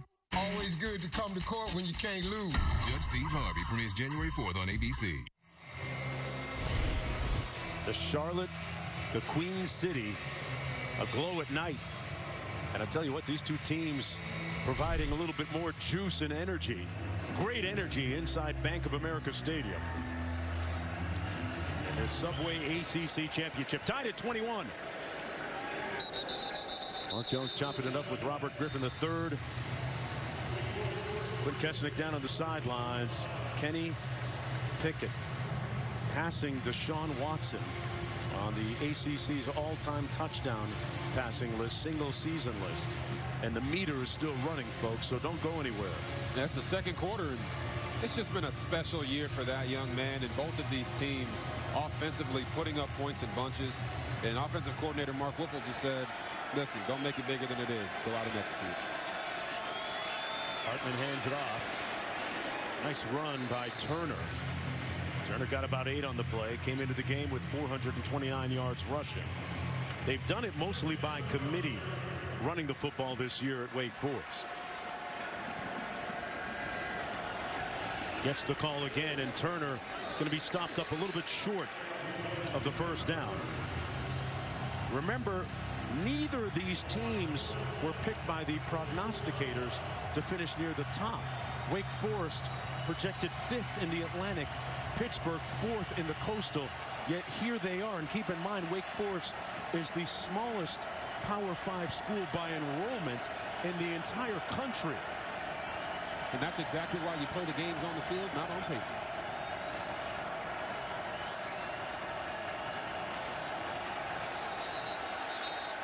This is where they get to point at each other. Flags down on the field. But the Demon Deacons really the small school that could. False start. Number 50. 5-yard penalty. Still third down. You know, I spoke with Chris Paul, graduate of Wake Forest University, about the success of this football team, and he looked at me and smiled and said, you know, Mark, Wake Forest is a football school. It's a football school. But right there on that flag with Zach Tom, he just went a little too late. The defender was in the neutral zone, and if you go right there and point at him, they'll give you that as an offsides, neutral zone infraction. But because the guy got back and then he decided to go and point the finger, refs ain't playing that, man. Okay. From the 29, and Pitt going to call one of its 3 remaining timeouts with 7:02 to go in the first half. 42 points on the board. Back after this. Would you like fries with that? He wants fries with that.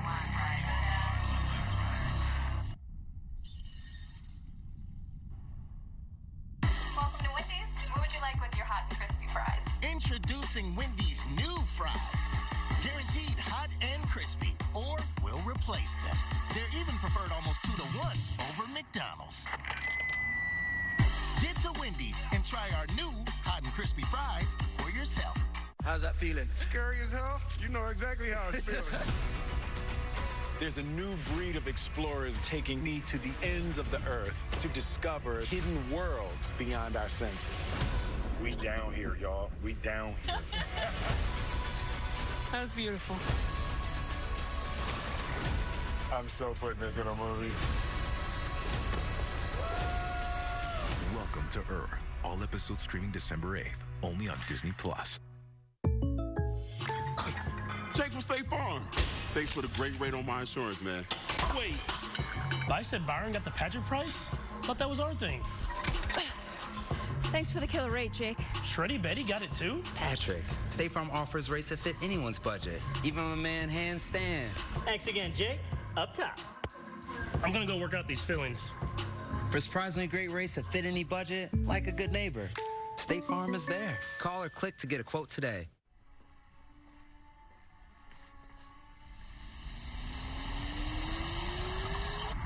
This is the dimension of imagination.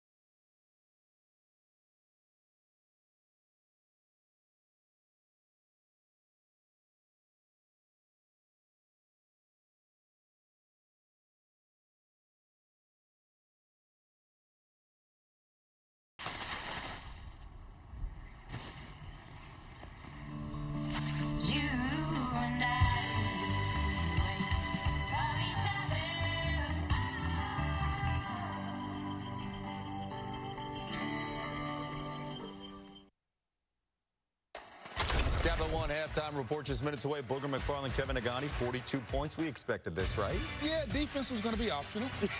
Always. Quarterbacks on the show there for Pitt and Wake Forest. We're going to have highlights of the Big Ten Championship game in Michigan. And Nick Saban credits the media with a tasty rat poison treat. He said it was yummy. Yeah, we will hear from him, Mark. Back to you. I've heard that rat poison rant before from him. Hartman at quarterback. Both quarterbacks have thrown for a couple of touchdowns and rushed for another already in this football game with 7:02 to go in the first half. Little backside pressure. Hartman swallowed, swarmed, and sacked at the 19 by Servassier Dennis. Servassier Dennis, they bring in that Delta package and unleash the Wolves, or should I say Panthers, on Sam Hartman and Wake Forest. He's sitting over the center, and what does he do? He stays patient. He runs a little twist game around, and as soon as Hartman tries to break the pocket and extend plays like we showed you on the plays earlier in the broadcast, he's right there to make the tackle. Beautiful game plan by Randy Bates, shutting down the Wake Forest offense right there. Third sack of the season for Servassier Dennis. Here's the punt from Ivan Mora. They kick it away wisely. Kick it away from Addison this time. Remember last time he had that 40-yard punt return. Well, aerial coverage provided by Goodyear, making the plays that move you forward. Goodyear, more driven. Boy, Queen City really popping tonight. Oh, yes, it is. Bank of America. It was great walking downtown on Martin Luther King Street and 3rd Street and mingling amongst the Pitt fans, the Wake Forest fans, getting their thoughts and their predictions and ideas, and a fantastic atmosphere here in Charlotte this week. Did you go out uptown last night? Yes, I did. Okay. Cut some of the Pitt pep rally. Okay. You know, I'm a friend of college football. Right? Listen, we dive fully in, full immersion. 6:13. Addison on the jet sweep. Tried to get north-south, picks up about 5 yards on the play as we approach 6 minutes to go here in the first half. Zion Keith making the tackle on the play. You know, Addison does a great job, not just on the football field, off the football field too. He has a name, image, and likeness deal which provides tickets for underserved children, bringing them to different cultural and sporting events. Pickett out of the backfield hits his receiver, Abanikanda. Brought down by Masterton. But you love to see what the name, image, and likeness has done across the country. This young man in particular enriching his community in so many different ways because of it. It's funny how the world didn't come to an end when players started getting a little bit of cash in their pockets. And it's not just about making catches and catching touchdowns. It's about how you impact the world in a better way. And Jordan Addison is doing that at a very, very high level. 3rd and 8, blitz coming. Pickett had it knocked away. It's on the ground, recovered by the Panthers. Luigi Villain knocked it out of his hands. Anderson was in the vicinity too. It'll be 4th down coming up for Pitt. Luigi Villain, man, he is getting after the quarterback, and Wake Forest said, guess what? You might have your Delta package, but we got a package of our own. And he just goes in and swipes the ball right out of Kenny Pickett's hands. Wow. Quint, what you got for us, brother? Wow, this long snapper, Cal Adamitis, as you guys were mentioning, Addison's NIL deal, Adamitis cutting his hair on December 10th. You see his locks. He's got the 70s rock style haircut. He has raised over $112,000. He'll have his haircut next week on December 10th at Heinz Field. All that money going to the University of Pittsburgh Hospital Cancer Center for Children. I mean, what a exclamation point by Cal Adamitis. The NIL haircut, $112,000 for Children's Cancer Center. Such a wonderful act of philanthropy and giving himself. Also during V Week, when you talk about the tie-in given to kids who are being treated for cancer, Cal Adamitis, a job well done. Oh yeah, we tip our hat to you, brother. There's so many people that are going to be impacted by that donation of just your hair. Wow, incredible. That's a lot of hair to come off too. It is. That's a flowing, beautiful mane he's got right now. Pass up top, caught, at the 50. What a grab by Taylor Morin, working against Marquez Williams. Sam Hartman has made a decision that when he gets his guys one-on-one down the field, he is going to take the shot and trust that they're going to make the play. Holding, defense, number 14, penalties decline, result of the play, first down. You know what they say sometimes, Mark, is that when you can't cover them, hold them. Okay. And right here, they do a little fake screen and go, and Taylor Morin locates the ball and does what receivers do. Track it, bring it in. Marquez Williams had no other choice but to hold because it was going to be a touchdown, and he didn't. He held him twice on that play, Robert. He really did. Held him like a grudge. 33-yard gain. 4:11 to go. Wake Forest moving the ball quickly here at midfield.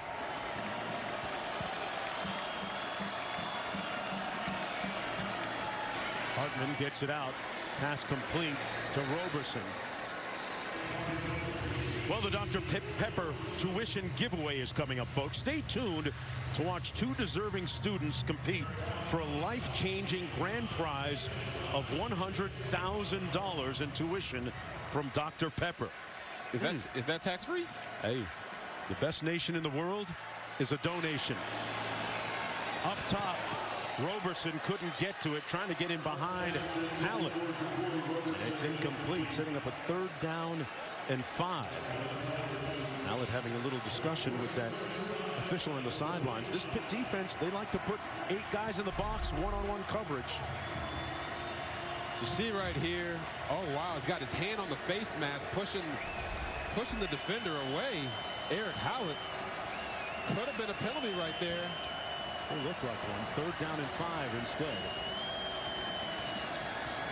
He gets it out quickly. Perry makes the catch, and he'll get the 1st down at the 37-yard line. Man, right now, Wake Forest is not only making the routine plays, they're making the tough plays. And I think that's why they're being able to sustain these drives. If they can maybe hit that 1-2 punch over the top with a post with the safety coming down on a basic, whew, we could be in for a doozy all night long. Yeah, Perry with his 5th catch. Nowhere to go this time for Beal Smith. And he's going to lose a few yards all the way back to the 42. Deslin Alexander making the tackle on the play. Alexander was extremely confident when we spoke with him earlier yesterday, and we have Timeout, injured Wake Forest player injured. That's Beal Smith, who was a little nicked up. But there's a look at one of the captains. Deslin Alexander had a great conversation with him. He talked about what a championship would mean for this program and for this class, this team. He said, it's going to happen. He was literally trying to speak it into existence while we were speaking with him. Big night for him. Said his parents were coming up from Pompano Beach, Florida. Yes, and Deslin Alexander was born in Haiti, right? He moved over here when he was 3 years old, and he talked about his journey going through injuries, not starting football until his junior year in high school. And he was a basketball player. Hey, right? They got a good squad at Pompano Beach High School. And he said, listen, point blank, look me in my eyes. He said, hey, I can dunk on Quinn Kesselnick, okay? He's trying to get a turnover so they can do the turnover dunk on the sideline. Yeah. That was one of his goals. I was a wrestler. That's not saying much. Hey, you can tackle him, though, Hugh. You can pin him. Single leg, lift, trip, take him down. Always be aware of the wrestlers, especially the small ones.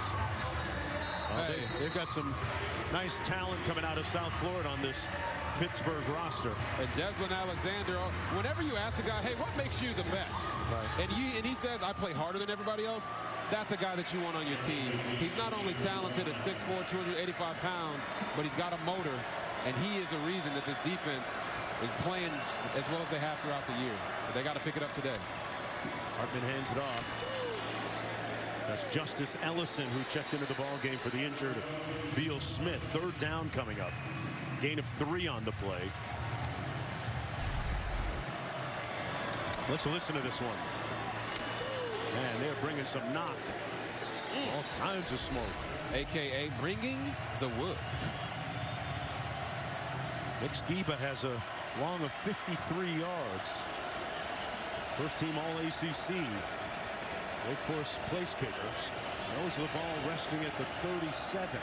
Look at 38, actually.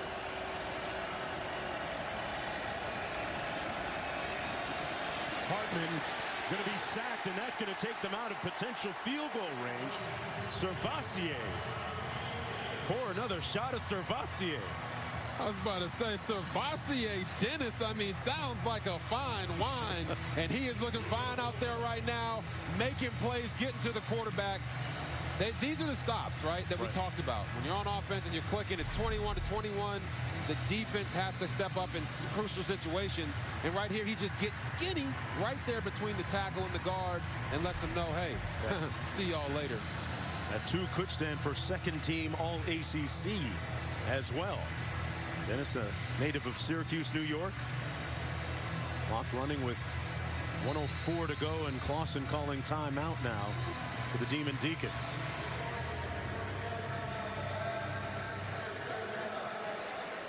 I can tell you what, Jonesy, if everybody at home was knocking one back every time Servassier Dennis made a play, they might not be walking at the end of the night. Yeah, that's a good point. Well, we spoke with the conference commissioner a little bit earlier. The footprint of the ACC is very far-reaching, covering some very talent-rich states when it comes to football, and a lot of TV eyeballs on the ACC as a conference.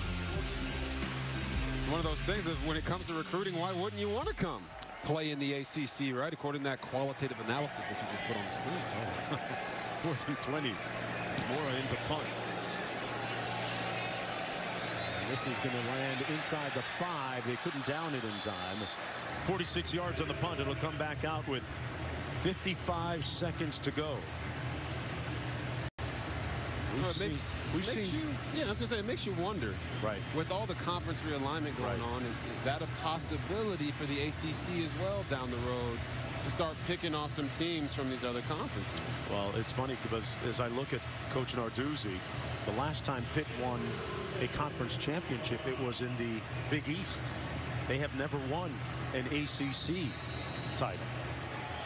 At the stated goal tonight, Vincent Davis in a tailback. Narduzzi says it's we, not me. That is the team credo and motto this year. Davis with a nice sprint to the left side, steps out of bounds right near the first down marker. They had a great week of practice. Coach Whipple telling us that, Robert, they went 72 of 72 in skeleton drill this week as Pickett hands it off for another run. Good move by Davis at the line of scrimmage. He picks up 5. What does that mean to the casual viewer? Yeah, skeleton drill, a.k.a. Skelly, what we call it 7-on-7. It's just an opportunity to go through the passing concepts. And, you know, I don't know if that's a determination of how well the offense is doing or how bad that scout team is. 72 out of 72 is impressive. Pickett, Addison at the other end of that frozen rope. It melts in his arms. And a first down at the 33. He was working against Zion Keith. We've been wondering, when is Jordan Addison going to get one of those big old receptions that we've been seeing him get all year? And right there, he sets up the defender perfectly. Kenny Pickett looks away the coverage, comes back to him, fires it down the seam. Playing high-level football by both of those men right there. Those are Sunday guys. Picked up 32 yards. And Pickett, who you were on early in terms of the Nissan Heisman watch, as we take a look at Robert's top 4 with tonight's Nissan Heisman watch. No surprise that you brought his name up before a lot of people actually jumped on that bandwagon. And when you watch the tape of Kenny Pickett, I was astounded at how well he was playing and how no one was talking about him. I was getting messages on Twitter about, hey, you look at Kenny Pickett, look at Kenny Pickett. And when I turned on the tape, immediately I said, I got to put this guy on my list. He's there with Bryce Young, Matt Corral, and C.J. Stroud. And when I posted that, I tagged him in it. And I can tell you, he just has something about him. He shot me a DM after I tagged him in the post to put him on my Heisman list, and it was just simply a handshake emoji. To me, that let me know that he was confident. He knows who he is. He knows how good his team is and where they want to go. This guy definitely deserves to be in New York. Hey, he had a fake slide, and he just slid into your DM like that, huh? Oh, my goodness, what about that? Did. 1st and 10 from the 28. Pickett looking to pull the trigger, does. One-on-one on the sideline and incomplete. There's a flag down on the play. Shockey Jacques-Louis. Looks like it's going to be another defensive holding away from the throw. Holding. Defense. Number 28. 10-yard penalty. Result in the first half. And that's the second one, I believe, on Zion Keith. He's holding guys off the ball when they get to the point where they make the break. And he's right here. You see him holding the guy, or holding Jordan Addison. Wow. We talked about why he's been throwing to him. Maybe it's because they're holding him every time. There it is. He's running down the field. Just 10 seconds to go here in the first half. Clock management becomes paramount now for the Panthers. Pickett has thrown to 8 different receivers for completions. Addison in motion to the bottom of your screen. Low snap. Gets it up in the air for Addison. No flag this time. Incomplete. Addison wasn't expecting the pass. Holmes there in on the coverage. Looking for a little divine intervention and getting some as he looks heavenward. 5 seconds to go, and in comes the field goal unit. And I know Coach Narduzzi is just crossing his fingers, hoping that his kicker can knock this one through after what we saw from that first one. But I've seen this offense make a concerted effort to stay away from Receiver Taylor and always work on Gavin Holmes, motioning Jordan Addison across the formation. They definitely think they have a mismatch there, but Gavin Holmes has played better than they think. Starting from 41 yards out, missed earlier from 49. This one is pure. Knocks it through to end the first half of play. Well, it started off with a frenetic and frenzied scoring output early. It's 24-21 at the half. Stay tuned. At the end of the half, we'll send you to the studio for the Capital One halftime report. And had one of the season, I'm going to say one of the season's best moves for a touchdown. We'll talk about it in just a moment. Pittsburgh will kick off. The Demon Deacons will receive the football after deferring to the second half. They won the opening toss. And in that first half, we had a whole lot of yards, 505 yards of total offense, a whole lot of points. And as you said, both quarterbacks throwing and running the ball effectively. These are the number 3 and 4 teams in scoring offense in the country. It'll come out 1st and 10 from the 25 for the Demon Deacons. Now here's a look at the play I was alluding to a moment ago. On the opening drive of the game for Pitt, Pickett fakes the slide right there and then continues. You see the defender, number 45 right there for Wake Forest, pull up and stop. And as we bring in our official supervisor, Matt Austin, Matt, what do you make of that play and the deception by Pickett? Well, I really wish the officials on the field had shut it down at this point, because he's really abusing the play or the safety that he gets from sliding by faking it. A couple of people checked up. Number 6 at the bottom of the screen, he also slowed up. Also, he certainly could have hit him, but he slowed up when he saw the action. I do think in the future this will be an emphasis on shutting this type of play down. Yeah, by allowing the quarterback that kind of latitude to fake a slide, now you put the defense seemingly in an unwinnable situation. Because if you hit him on a slide, then you're penalized 15 yards. If you don't, he runs for a touchdown run. Yeah, it's just abusing the rules. Look, defenders are already at a disadvantage with all these rules, making them have to almost protect the offensive guys already. But you can't fake a knee. You can't fake the slide. Although it was a spectacular play, right there he's using his protection against the defense, and that can't happen. 3rd and 2 for Hartman. And he converts on 3rd down. Roberson with the catch. Picks up 4 to move the chains.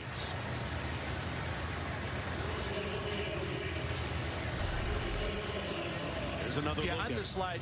Yeah, to start a slide is when the hips begin to drop. And I think in this fake, they definitely do start to come down. And that's what tells everybody to hold up. Taking a shot downfield. Incomplete for Roberson. Broken up by Hallett. Matt Austin, thanks a lot for clarifying that and moving forward.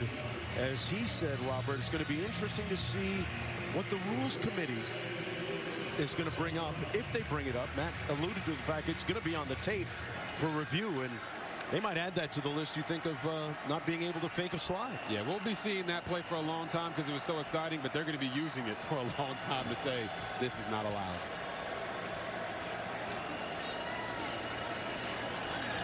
Hartman incomplete. Let's go down to Quint. A lot of what Wake Forest does is proprietary on offense. And so Pat Narduzzi, as I was walking off of them towards halftime, said, I'm a lot more comfortable with how we played in the second quarter defensively than the first. You know, Wake, they run the RPOs, the long, slow mesh. It's really triple option football out of sexy formations. And this is the other key. Narduzzi told me, getting their sea legs against the intricate Wake Forest offense and then winning those battles on the outside. He puts his corners on an island like nobody. I mean, it's Gilligan's Island every single play, and those corners got to keep winning those battles in space. Well, we were hoping that Darrell Reavis was going to show up today. Yeah. And he knows a thing or two about putting guys on an island, former Pitt star and NFL star as well at cornerback. Yes, he does. And it's one of those things on defense, if you have a bad play, it can end up being a touchdown. On offense, it might just be 2nd and 10. These DBs are constantly going to have to be clearing their mind when they don't make the play because they're going to be challenged all night. They kick it away from Addison to the point where he doesn't get a chance to return it. It'll be 1st and 10 for Kenny Pickett, who came into this game with 40 touchdown passes. There's the move we were talking about a moment ago, the fake slide for the touchdown. But Sam Hartman has had a lot of different counters and answers of his own and using his legs as well. In the first half, he threw for a couple of touchdown passes and ran for one. This game has lived up to all the hype in terms of the passing and the scoring. High snap, gets away from Pickett. He falls on it all the way inside the 10. That's the 2nd time, Robert, we've seen a bad snap from Jake Cradle. Yeah. Pardon me, from Owen Drexel. Yeah, it looks like Owen Drexel thinks he might be snapping the ball to Yao Ming back there. But listen, Kenny Pickett's got a back that's bothering him a little bit, and he snapped the ball over his head twice. At some point, he's got to tell Drexel, listen, man, this ain't basketball. I need you to hit me right between the numbers so I can go out there and execute the game plan. Now they're back there at 2nd and 26. Look for a screen or something because there's not very many play calls for this down and distance. They're going to run it with Vincent Davis over the left side over Carter Warren. The big offensive tackle, Jasheen Davis, makes the tackle for Wake Forest. It'll be 3rd down and long for Kenny Pickett. Tough spot deep in your own territory. What do you think in terms of a play call here? Is it the obvious Addison look? Well, Addison is the guy that they always want to throw the ball to, but on 3rd and a mile, almost a high snap again. Hey, Addison answers the call, but a little bit short of that 1st down by about 1.5 yards. And Addison is getting up slowly here for the Panthers. That'd be a big loss for the Panthers. As you called it, Mark Jones. Addison time. It's Addison time on 1st down. Yeah. 2nd down. 3rd down. And if they had 5 downs, they'd throw it to him on that one as well. He's a dynamic wide receiver. Kenny Pickett trusts him. And who else would you throw the ball to on 3rd and forever to give yourself an opportunity? That shows you the confidence that Mark Whipple not only has in his quarterback, but his offensive line and his playmakers to go make a play. Good to see Addison get up and walk off the field. It's interesting. I said earlier that he's a finalist for the Biletnikoff Award. When it was announced earlier in the week, one of the coaches walked in and gave the receivers room and the receiving coaches the word, and Addison looked over and just kept watching film. Wasn't moved at all by the accolade or being a finalist for the award. He's all about handling his business and his work. It's a byproduct of hard work, a byproduct of the preparation that they put in. They're not surprised that they're up for the Heisman or the Biletnikoff or whatever it may be. Listen, if they had to live in a house based off of the work they put in the offseason, they feel very, very strong about that foundation. And I don't know if everybody in the country can say that about their own hard work, but we all got to work towards that.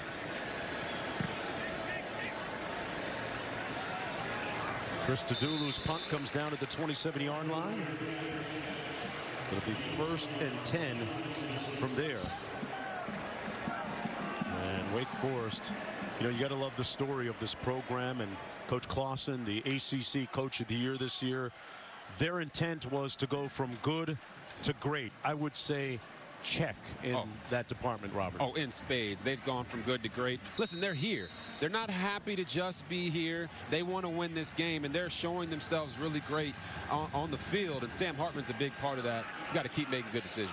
Hands it off to Turner. And as for Clausen, the recipient of a contract extension in this day and age, Robert, where coaches are very transient, very itinerant in their travels, quick to pick up and move, as we saw with Brian Kelly earlier this week. It's great to see Clausen stay and finish the work where he is at Wake Forest in his 8th season, looking forward to many more successful ones. Yes, Dave Clausen, he stressed to us that everyone wants to say, well, they've got 7 super seniors, right? So that's why they're so good, and they're an old team. And he said, listen, we have 54 freshmen on scholarship. They're not just good because of their super seniors and the guys that they've had come back from last year. They have the ability to have long-term success, and that's why he signed that extension. 3rd and 2. Hartman completes it for the first down. Good catch by Roberson. Q has more on Clausen and Wake Forest. Yeah, he has patented the blueprint in terms of recruiting, the right fit, the retention, and the development. This is a roster that's got tons of 3-star players getting 5-star production, whether they're an inch too short, a tick too slow, can't make the big play, and here we go. Hartman's deep, but this program, and because of that, they operate with such a chip on their shoulder, Mark. Yeah, they're underdogs in everything they do, and they love that. They love that. They're the little train, the little engine that could. That's Damari Mathis down in the field. Pittsburgh cornerback in on the coverage on the play. We're going to take a short break. Be right back after this. Nuggets and mac and cheese? Now you don't have to choose. These crispy, crunchy, juicy Popeyes nuggets get even better with our new oven-baked golden brown crust mac and cheese. Try them together today and earn Popeyes rewards points. Hey, I can tell you're a fan. Lucky for you, nothing keeps you connected like AT&T 5G. 5G, huh? Is that fast? Oh, yeah, it's fast. And is it reliable? Definitely is. What about secure? Oh, yeah, it's secure. Love it. How many of those you got? I don't know. You're very good at whatever this is. You flatter me. It's not complicated. AT&T 5G is fast, reliable, and secure. On the season finale of Fansville by Dr. Pepper. Another season almost in the books. Yeah, it's gonna be a long off-season. Off-season?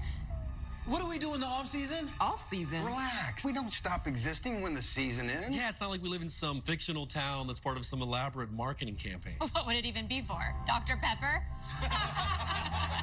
We're real people. It's not like we're the ice cold Dr. Pepper guy. Dr. Pepper, the one fans deserve.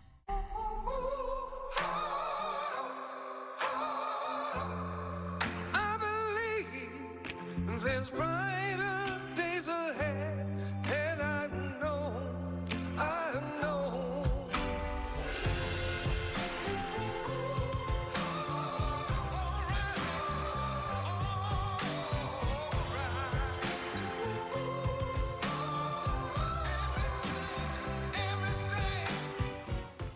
As a professional bull rider, I'm used to taking chances. But when it comes to my insurance, I don't. I use Liberty Mutual. They customize your car insurance so you only pay for what you need. Yeah! And by switching, you could even save $665. Hey, Tex. Can someone else get a turn? Yeah, hang on. I'm about to break my own record. Yeah! Only pay for what you need. Liberty, liberty, liberty, liberty. 5 breadsticks for my triple treat. 3 layers deep. 10 Cinnabon mini rolls to eat. And the pizza plus another pizza.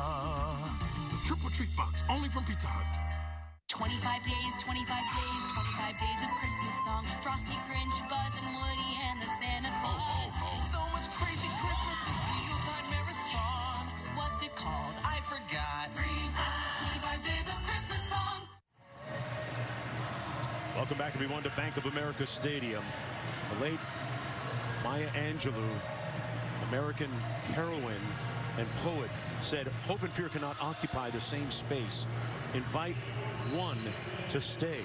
She was a former professor at Wake Forest University. And with Wake Forest in mind, Robert, I think we all know which one the Demon Deacons invited to stay. And it wasn't fear. They have been fearless all season on so many different fronts. And, of course, the acronym for fear is false evidence appearing real. Yes. They haven't been fooled this year. They haven't. And Dave Clawson, ACC Coach of the Year, said it's a team award and their vision is to win championships here. And he said that way back in 2013 when he first got here. And now they have an opportunity to get it done. Hartman going to tuck that football away.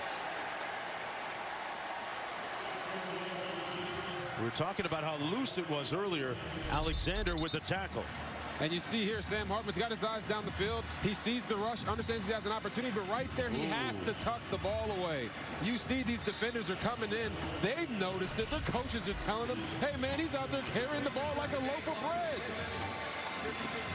We got a player injured on the field at the 42-yard line. It's Turner.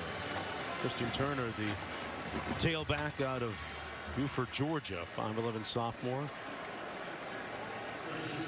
The pace of this game, Robert, for both these teams has slowed down noticeably.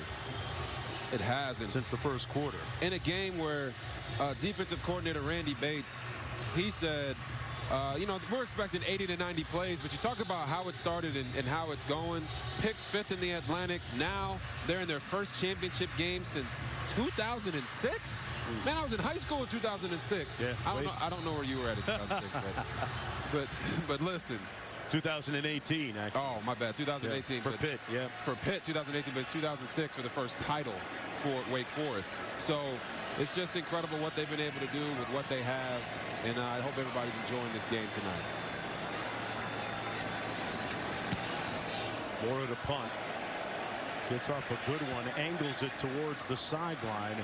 Addison again with no opportunity to return that. 2006, man, you were in high school, right? Huh? High school? 2006? Yeah, I was in high school. Graduated 2008. All right. You know. Yeah, I had a little money in my pocket at that time. You had a lot of money. But you caught up, though.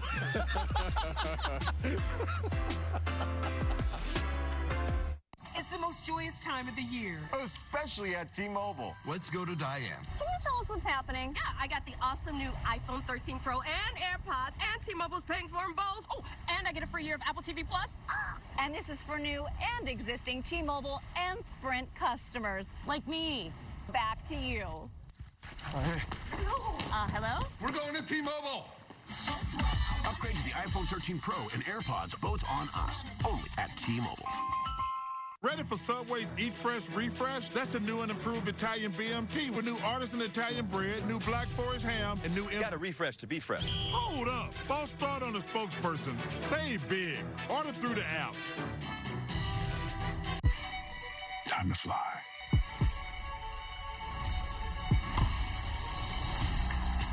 Venus and Serena gonna shake up this world.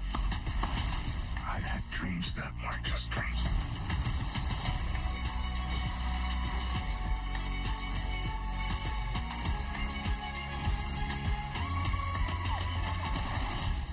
Just like that.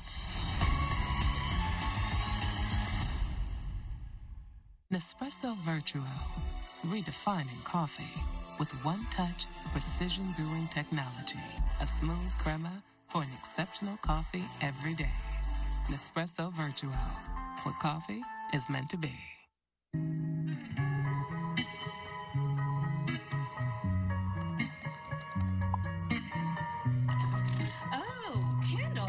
Thank you. So soft. Is this new? USA, this is Stephanie. Hi, this is Robert. I'd like to get up to 30% off my auto insurance with Safe Pilot. I can help you with that. What's your member number?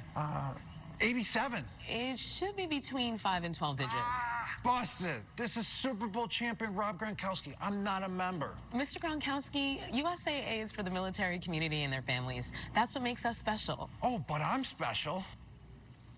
USAA, it's still only for the military community. At BK, the Italian original chicken is back and in the 2 for $6. Thanks to Pete Newbacher. Crispy chicken, marinara sauce, and melty mozzarella. Because of him. For Pete's sake, the Italian original chicken sandwich is back in the 2 for $6. Pete's way better. The Subway ACC Championship Game on ABC is brought to you by Cinnamon Toast Crunch, blasted with Cinnadust. Aerial coverage provided by Goodyear, with you for every mile on the road to greatness. Goodyear, more driven. Tremendous shots from high above Bank of America Stadium. Demon Deacon fans showed up tonight, as did the Pitt faithful. A couple of 10-2 teams, both 7-1 in conference play, vying for the championship here tonight. Rodney Hammond, the freshman and a tailback, takes this carry over the right side, picks up about 2 yards on the play.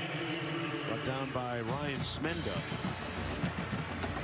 Robert, what do you make of the pace that's slowed down to a crawl almost? I just think it's a war of attrition on both sides. The offensive coordinators are deep and dig into their bag because they've already put up some points, and the defense is getting tired. Pickett wearing out that defense on that play. Addison lost his balance. Zion Keith was the defender on the play, and Addison picks up the first down, got 10. When you talk about that war of attrition, defensive coordinator Lyle Hemphill said, look, man, we know we're going to play a lot of plays, so we're going to have to play a lot of guys. And I think that's what you're seeing a little bit. These teams are both getting a little tired. They're going to have to get back into that bag, right? And make sure that they start executing at a high level offensively again. Pickett looking into the boundary, completes the pass. That was to Rodney Hammond coming out of the backfield. Got about 6 on the play, 2nd down and 4. Kenny Pickett said that he had a chance to meet Sam Hartman at the Manning Passing Academy. Said he loves Hartman's game, makes all the throws, runs it, a competitor. Great head-to-head battle tonight between those two. Rodney Hammond running for the first down. You know, Quint Kesselnick down on the sideline said that Pat Narduzzi talked about his defense getting their sea legs, and I think you're seeing that from both sides. The quarterback maybe might get a little tired of making the easy reads and making the easy throws. The defense is attacking more, so these offenses have to get back to the basics. Pickett fires a strike to Addison again. It's going to be marked at about the 48-yard line. Receiver Taylor, the defender on the play. I think if you're tracking this game closely, you'll understand that, like Pitt, for example, 183 of their 208 passing yards coming to this drive were on 8 plays. 8 plays of 15 yards or more. So they're shutting down the big plays a little bit, and that's why these teams are starting to struggle a little offensively. Keeping it on the ground this time with Rodney Hammond, brought down by Smenda. Meanwhile, Addison, that last catch was his 6th of the ball game for 94 yards. 3rd down and short coming up for the Panthers. They empty it out. Empty formation, 5 receivers. Pickett, Addison into a tight window, and it's incomplete. 4th down coming up. Zion Keith there to break it up in the secondary. 4th down and 2. Interesting decision here coming up for Narduzzi. This one came loose. He had it momentarily, but great effort by the defense.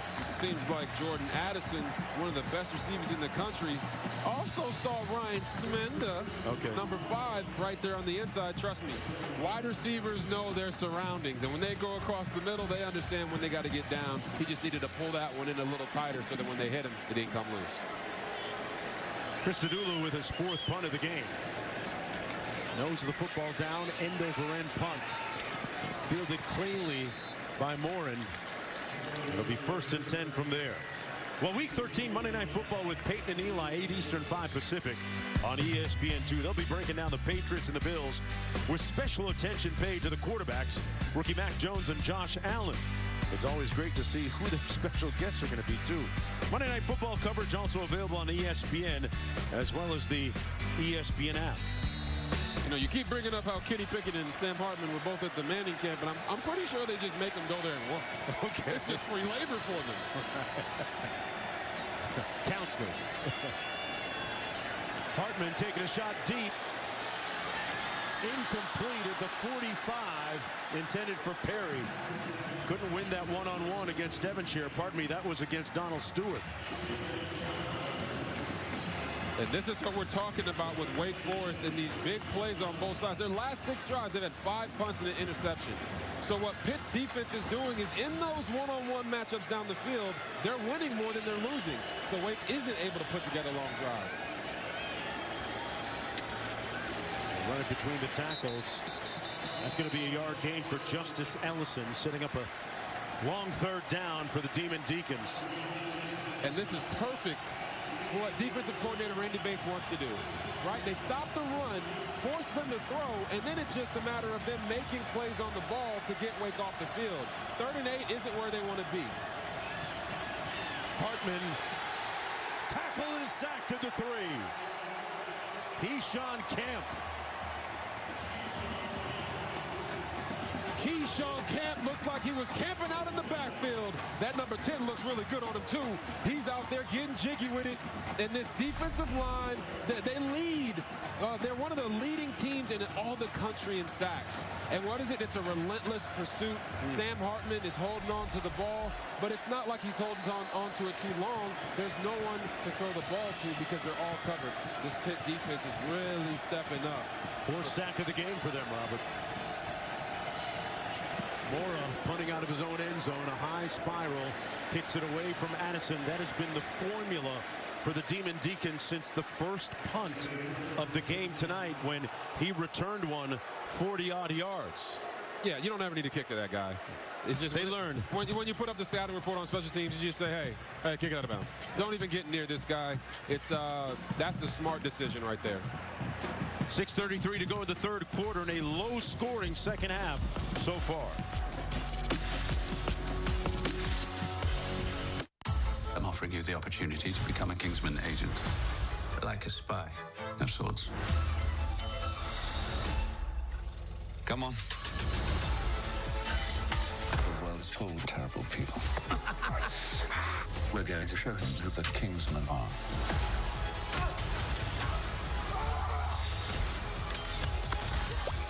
Do you forget your manners?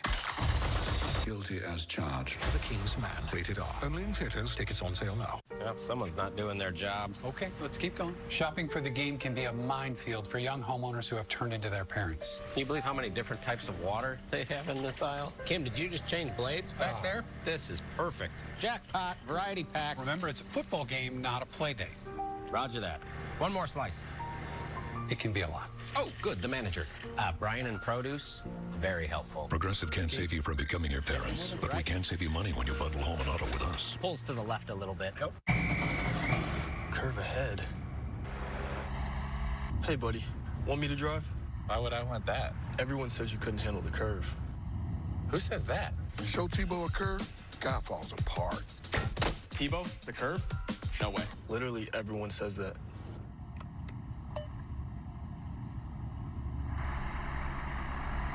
They're talking about a different thing. Okay. We've come a long, long way together. Through the heart. May the road rise to meet you. May the wind always be at your back. May the sun shine warm upon your face. Until we meet again.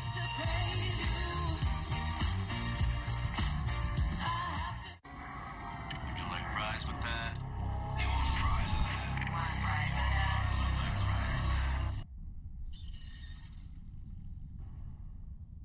Welcome to Wendy's. What would you like with your hot and crispy fries? Introducing Wendy's new fries. Guaranteed hot and crispy, or we'll replace them. They're even preferred almost 2-to-1 over McDonald's. Get to Wendy's and try our new hot and crispy fries for yourself. Sir, can I interest you in a new phone? New plan? Look at these guys, trying to lure you in with a new phone just to lock you into a contract. Talk, text, 2 years. Just sign right here. But if you already have a great smartphone you love, you can get truly unlimited data without the contract. It's simple. Simple Mobile. Just text to see if your phone's compatible, and all for less money and no contract. Ever. Get truly unlimited data on a nationwide 5G network for just $45 a month. Simple Mobile. Out with the old, in with the simple.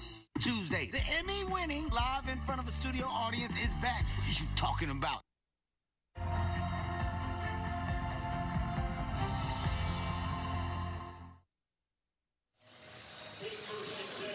Back here at Bank of America Stadium, first down and 10 for Pitt at the 45-yard line.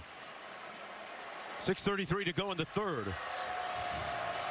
Offense is trying to regain their footing here. Respective defenses with the upper hand. Addison went in motion. Pickett going to take a shot deep. Addison got him there. Incomplete, broken up at the 10 by Taylor. No flag on the play.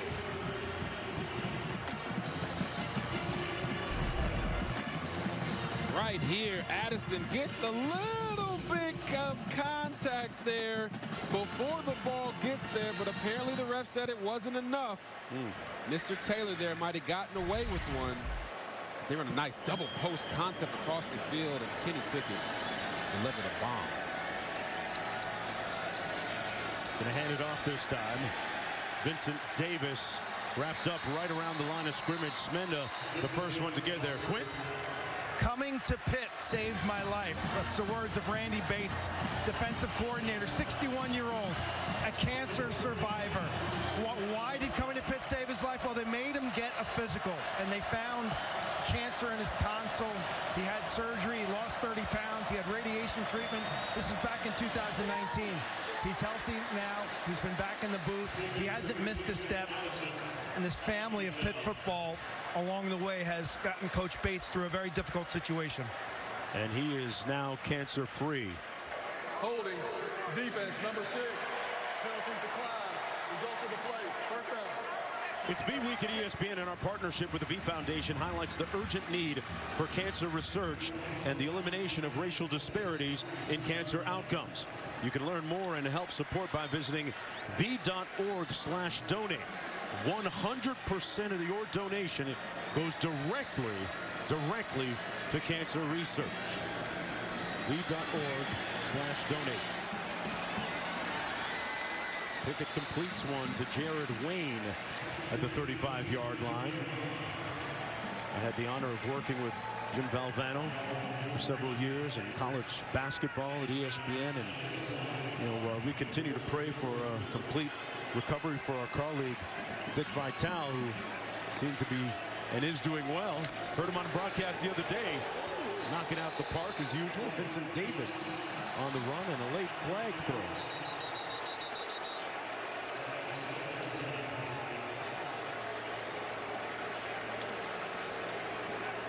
Oh, looks like a flag for taunting on Smenda, right? It looked like a little roughhousing going on.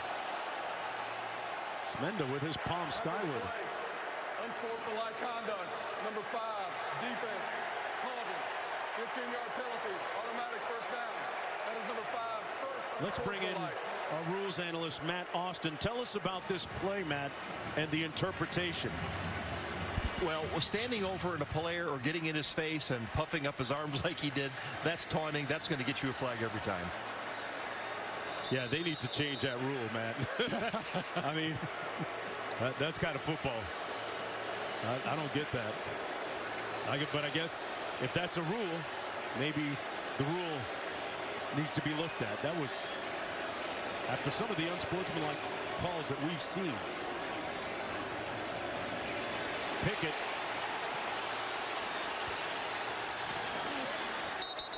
incomplete, intended for Kroll. You know, it was Kenny Pickett that said, we put his quote up on a graphic a moment ago, says you have to play with that fire. And the on and off switch is arbitrary with a lot of people. It's kind of hard to find. I remember last week, I believe, we actually had a play where a player hit a guy in the face, and they didn't say anything. And look, even the Wake Forest fans are saying, are you kidding me, man? They need to look at that rule. And they're about to whip out the calculators and commit crimes against them. I'd be happy if they took it out of the game altogether. Davis in to protect, now slides out, incomplete to the sideline, intended for Lucas Kroll again, working against Taylor. It'll be 3rd and long, and Wake Forest bringing in defensive personnel here. What do you like for a call here for Kenny Pickett in the offense for the Panthers, Robert? What I've seen defensively from both teams is a lot of one-on-one matchups. They're loading the box, trying to make the other offense one-dimensional. So what would I do?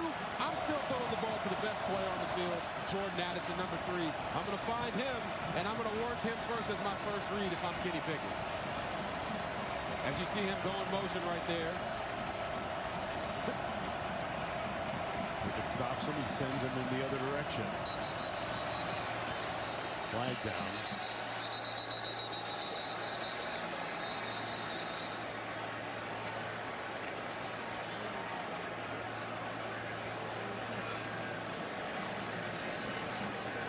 Full start. Offense. All 11 players were not set for 1 second. 5-yard penalty. Still third down. So we're going to move it back a little bit against Coach Narduzzi's squad. They said all 11 guys weren't set for a second, but Jordan Addison going in motion there. Pitt knew where Wake Forest knew where he was. They had him doubled. They had a double team on him, which is smart on their part. But now let's see. This is Jordan Addison right here in the slot. Looks like he might have a one-on-one matchup. Pickett looks the other way, goes through his progression, swarmed and swallowed at the 40. That Demon Deacon defense. Chase Jones and Jashane Davis there. And it looks like Wake Forest and that much maligned defense just came up with a big stop, pushing it to 4th and 29. And it's really just a twist game up the middle by the linebackers, Luke Masterson and Chase Jones, saying, hey, Kenny Pickett, you got to get off your spot, buddy. If you don't, we're going to take you down. And that took them out of field goal range for what little hope they did have of kicking one. All the way back to the 37. Kurt Christodoulou will get a punt. Nose of the football down. And this will land inside the 15-yard line, so he does a nice job of making Wake Forest start a little deeper than they would have liked. 25-yard punt. 1st and 10. Sunday at noon, the final college football playoff rankings coming up. Huge day, huge night in college football when you look at Baylor with a last-second win, touchdown-saving tackle to defeat Oklahoma State in the Big 12 championship. Iowa and Michigan playing right now in the Big 10. Cincinnati winning the American Conference. Alabama, of course, stunning Georgia. Cooley on the run. And brought down just shy of the 20-yard line by Cam Bright. Clock running with 3.5 minutes to go in the third. Here's a look at it. Yeah, you got Georgia there, right? Upset by Alabama. I don't know how much of an upset it was, but needless to say, Georgia's undefeated and they got beat. And that kind of throws a wrench in the CFP ring. Out of the backfield, this is Quentin Cooley. Picks up the first down. So tell me your Final Four right now. If things trend as they're heading right now in this second. Yeah, if things trend the way they're heading, you have Georgia in there. Alabama just beat them, so Alabama probably goes to 1. Michigan gets in, and Cincinnati makes it. Right? I love my Baylor Bears, and they beat Oklahoma State. Yes. But Alabama beating Georgia is the thing that's going to keep them out of it. I don't think that they're going to allow a two-loss Big 12 team to jump Cincinnati. They're a conference champion, but in this situation, listen, I'm probably the biggest Baylor Bear fan out there. I've seen you run in the Baylor line. And that's just the reality of it. Cincinnati has been undefeated. They have earned their spot in the CFP, in my opinion. I don't have a vote, but that's how I would put it. Luke Fickell's done a great job with that squad all year. Actually, going back to last season, they lost in their bowl game a season ago on a last-second field goal against the Georgia Bulldogs. So this has not been something that came out of the blue. They were very deserving of their New Year's Six Bowl a season ago as well. 3:05 to go here in the third quarter. And this Wake Forest offense, right? First 12 minutes of the game, they had 21 points. They've had 0 since. I don't understand it, but they got to figure it out. Hartman. Oh, he got rocked. Full smoke from Cansey, who's back in the ball game, and announced it right there to Hartman. Oh, Elijah Cansey hit that man so hard. Right, Sam Hartman's on the ground just saying, I just want to live. Here it is right here, long mesh. Steps up in the pocket, tries to make something happen. Ooh! Lord have mercy. He got hit. They used him to get up off the ground. Lord. Check on that man. On 2nd and 10, Hartman on the out pattern, batted away nicely by Marquez Williams, the DB, defending Taylor Morin, who has at times eviscerated that secondary, but not on that occasion. 3rd and 10 coming up for the Demon Deacons again. Yeah, the first quarter of this game, there's a lot of points. Hartman down the middle of the field. Is it picked off? Almost, but not quite. Boy, in and out of the arms of Hallett.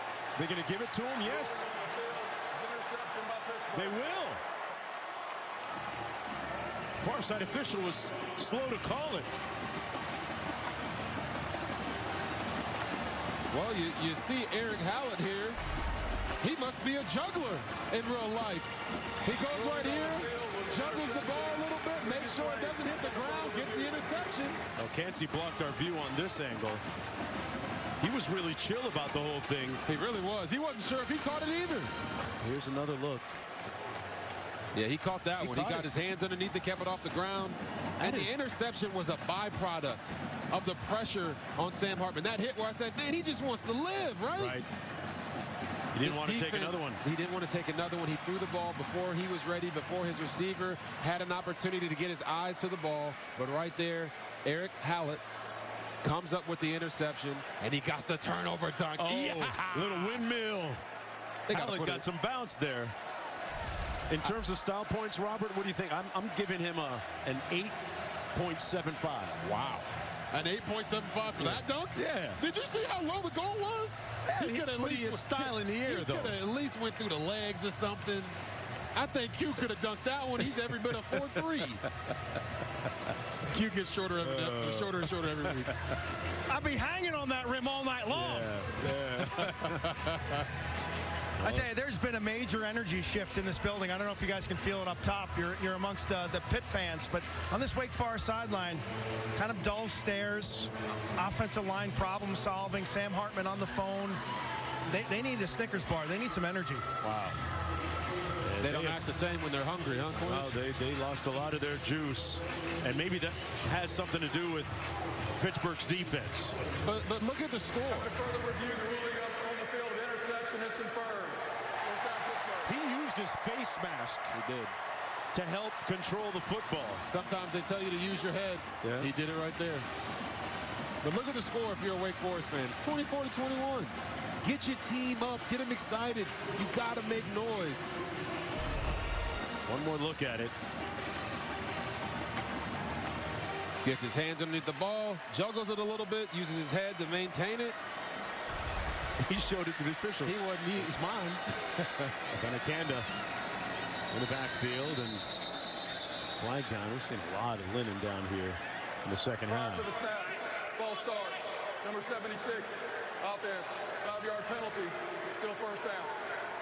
This game was played so crisply for the first quarter and a half. First 15 minutes. And since then, it's just been going backwards a little bit. You know, missed throws here, turnovers there, penalties. 14 penalties, Robert, between the two teams so far. And very uncharacteristic of Wake as well, being plus 11 in the turnover margin. And tonight they're -2.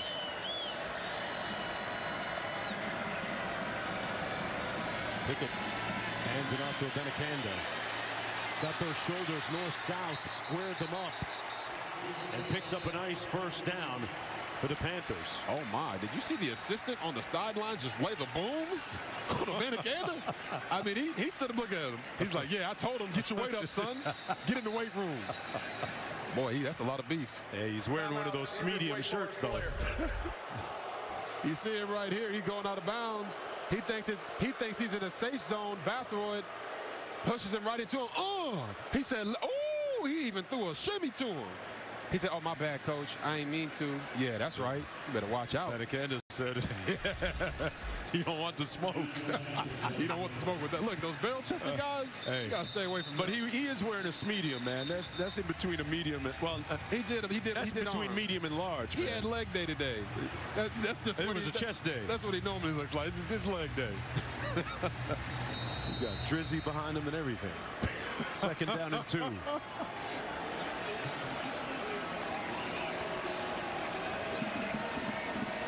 Addison split to the bottom of your screen, but they hand it off.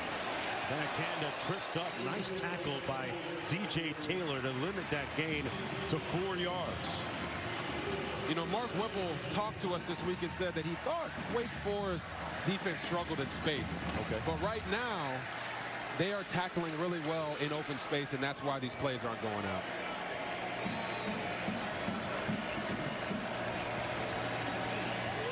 Pickett. Downfield, Addison. Boy, back shoulder catch. What a play by Addison. Yeah, those hands are working for him. And if your first name is Jordan, you know you can ball in any sport. Holding. Defense, number 24. Penalties declined. Result of the play. First down. Picked up 20 for the first down, Robert. Yeah, so we talked about Kenny Pickett and his ball placement as we started this show. And right here, he does a phenomenal job getting outside the pocket, making the throw. And Jordan Addison, that's an HBO right there. Help a brother out, okay? He's got great body control, uses his hands, and then he looks at him like, I can't even believe I did that. He got all the channels. Under a minute to go. 3rd quarter. Panthers driving. They're going to run it. Banakanda. Great move. Touchdown, Pittsburgh.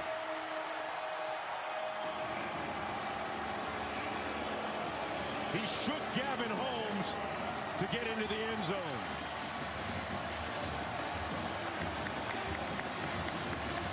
His real name is Israel, but they like to call him Izzy. And boy, did he get jiggy with it on that run. Izzy Abanikanda sees the backside cut, knows he's got the speed to make it, makes a guy miss, and then he's just hitting the Lion King in the end zone. Ah, Abanikanda, Harabishirimo. The extra point is good. And we are looking at a 10-point Panther lead as time winds down, and a lugubrious look etched across the face of one of the Wake Forest fans. Izzy to the hizzy. The sign said it all. 47 seconds to go in the period. Look at this move. Yeah, he just understands on the counter run that he can get backside, and he says, Mr. DJ Taylor, you can't run with me. And he says, Gavin Holmes, you got one hand out here. You got a cast on the other one. You can't tackle. And he gets into the end zone. As you said, Izzy to the hizzy. Focious. Pittsburgh leading by 10. Banakanda was a little bit shook up and injured coming into the game tonight. But after going through his pregame warm-ups, obviously okay to play. Came into the game averaging over 5 yards per carry. That's his 6th rushing touchdown of the season.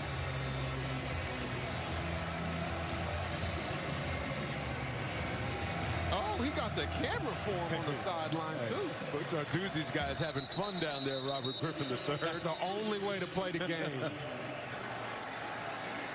He got his own hype man, too. Yeah, and then this is the play that set it all up, right? There was a holding call on the defense, but Jordan Addison just making a beautiful back shoulder catch.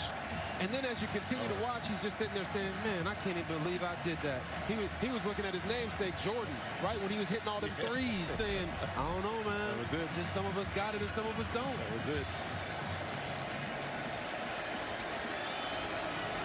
1st and 10. Hartman trying to snatch back some of that momentum. Beal Smith on the carry.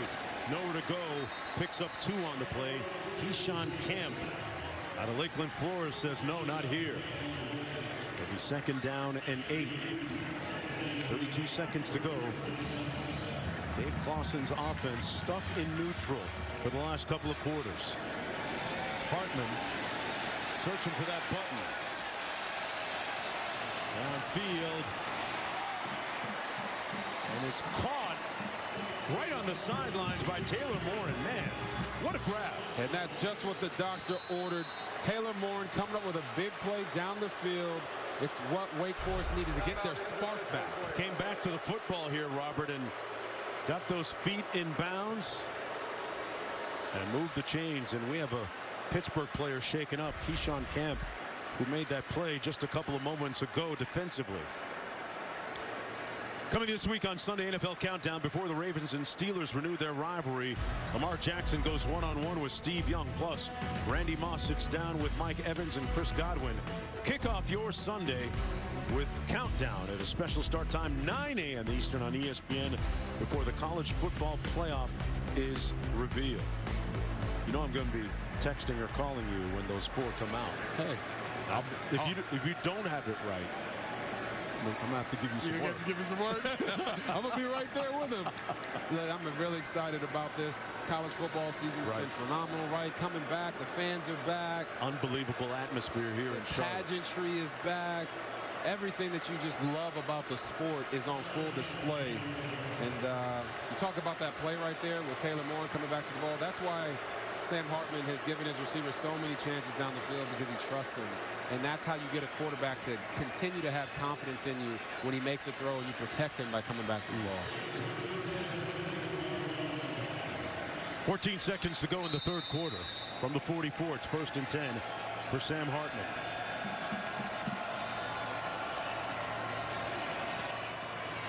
Completes the pass to Roberson. Those bookend receivers with a lot of physical similarities. Down to the 47, picks up 9 on the play.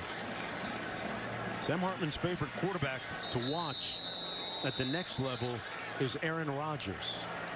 And he could use a little of that Rodgers comeback ability right now.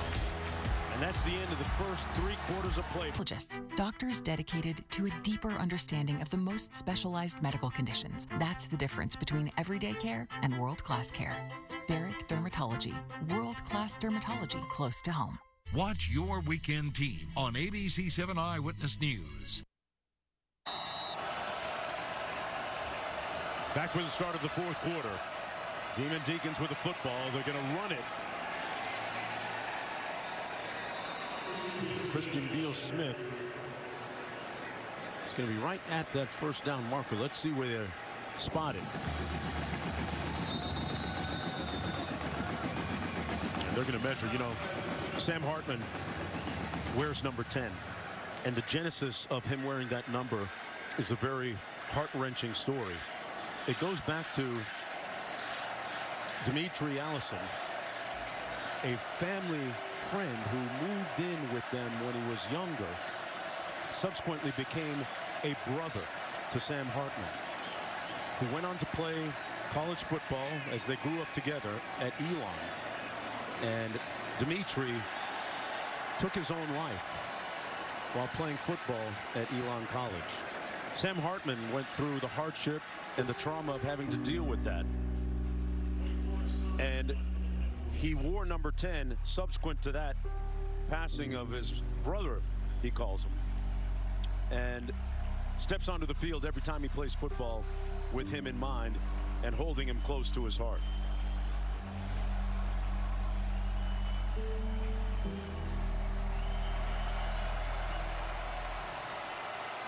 Morin on the sneak. It's going to be close.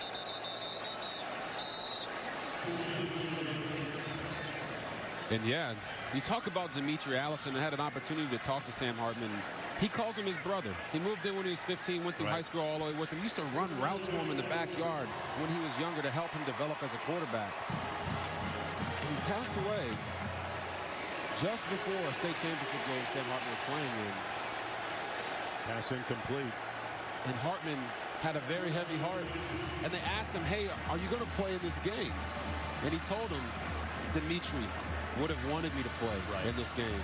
And when he ran on the field, he had a different number. His mom said, we didn't recognize him because we saw Dimitri Allison's number, and it was 10, and it was Sam in that number.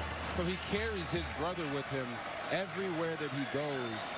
And hopefully we'll get to share that piece where I got to talk with him with you guys later. 2nd and 10. Hartman Trying to get this offense moving. Sack back at the 50 by Baldonado. Quinn has more. Yeah, Hartman has learned that setback, and then others on the football field, has led him to really look seriously into mental health therapy. This is a guy who uses therapy as a coping mechanism to handle failure, to handle stress and anxiety. He has learned a lot of lessons, and he has flipped a lot of the stigmas. Picks off here, Q. Coming back the other way, A.J. Woods got a convoy on the interception, still on his feet. Cuts back one more time, picks up a block. Stopped at the 2-yard line. Everything but the pick six. And Hartman having to deal with the turnover here. And these are the moments where Sam Hartman has to understand he can't let one bad play turn into 4 or 5 bad plays. And he's in the middle of that right now. He's got to understand what he's doing, how to get out of it, and understand that this game is still within reach. The game is still within. He just talked about mental health with him. We just talked about how he goes to therapy to learn how to cope and get himself out of these routes and droughts of bad play. He has to understand how to get out of it, tap into it on the sideline because his team needs it. First and 10, Pickett, backside pressure into the end zone. Caught, but short of the end zone. It's Hammond on the catch from the 1. It'll be 2nd and goal. And right now, Hartman going into his mental toolbox, no doubt. And working his program. And that's important, right? Guys deal with it all the time. And there's the turnover slam. Oh, that will not get an 8.75. He missed it. He blew it. I tell you what, his legs are gone. If we get a chance to show you a replay of that interception return, my guy thought he was fancy like Applebee's, and he couldn't even make it to the end zone. 2nd and goal. Pickett trying to keep it himself. Not sure he got in. He was stopped up. There was a nice surge up front from Fox and Davis and Bergen. And here it is. You see Sam Hartman. The pressure's coming. He's trying to make the throw, but him and A.T. Perry are on the same page. And J.T. Wood said, "Oh, give me them cookies." And here he goes, running it back. He goes to the right, and he comes back, and he cuts back across the field to the left. And he's like, "Oh, I'm going to get in the end zone." No. My hamstrings are screaming. Yeah, it was time. It was time for him to shut it down, and his body let him know. 3rd and goal coming up for Pitt. Kanda, who scored a touchdown on the last drive in the backfield, gets the call. Lunging in for the score.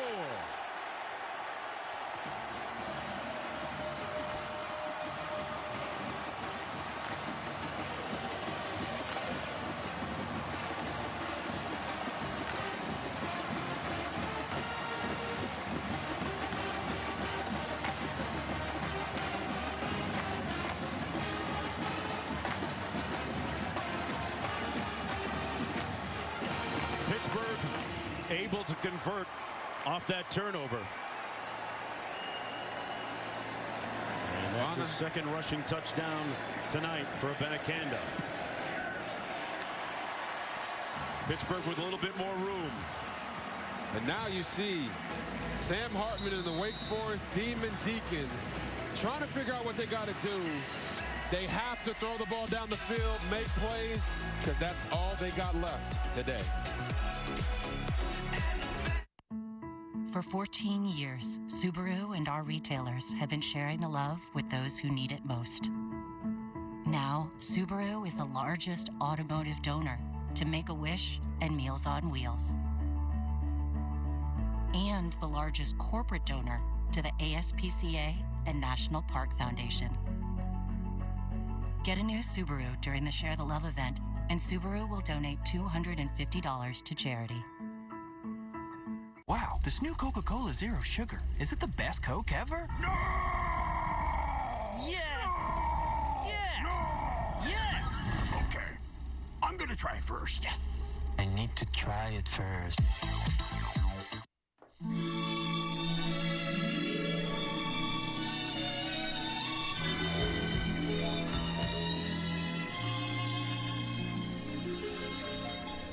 There she is.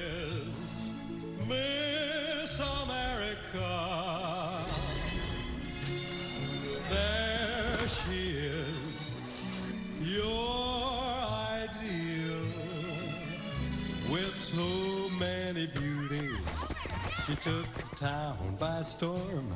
With her all-American face and form, and there she is, walking on air she is, fairest of the fair she is, Miss America.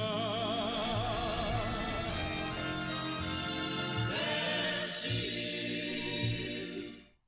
Don't be shy now. I like that prime cut. I love my gold jacket, but that Aflac blue feels so right. When you feel right, you coach right. I know that's right. Prime never believed in double coverage, but health insurance and Aflac is money. Must be money. And I know how Coach Brown feels about money. Now that is what this jacket needs. Must be money. Get help with expenses health insurance doesn't cover. Aflac is an official sponsor of ESPN College Game Day. Zaxby's Boneless Wings meal is bigger and better. Bigger as in 3 extra wings. Better as in better bring your appetite. Get the meal with your choice of sauce, just $7.99. Only at Zaxby's. And go big for just 80 cents more. All rise for the Honorable Judge Steve Hartman. Always good to come to court when you can't lose. I plead the fifth. Oh, you can't plead the fifth after you told the story. Judge Steve Harvey premieres January 4th on ABC. The AT&T Countdown to the College Football Playoff National Championship, Monday, January 10th on ESPN. Back in Charlotte, the Panthers kicking off. Wake Forest actually led 21-14 at one point. But Pittsburgh has gone on a 24-0 run. Nice return by Morin, still on his feet. There's a flag down all the way back around the 20-yard line. Nice return by Morin. Let's see if it stands, though.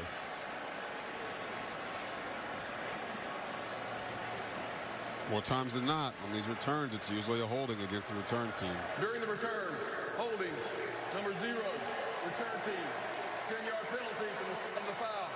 Automatic, first down, Wake Forest. Yeah, and you'll see the holding's going to occur right there. He's falling down, and he kind of pulls him with him. Kind of? Yeah, kind of, you know, just a little bit. Yeah, we talk about Wake Forest now. What do they have to do to be successful? Offensive coordinator Warren Ruggiero said we have to start fast early in the game. Don't get behind by 2 or 3 scores. Well, that's already gone. It has to be a passing game now. They don't have enough time on the clock to just run. They're going to have to lean on A.T. Perry and Roberson to make plays down the field. Got to win those one-on-ones. That's what he said. And another pick by Hartman. He's going to crib it. Hallett housed it. Touchdown, Pittsburgh.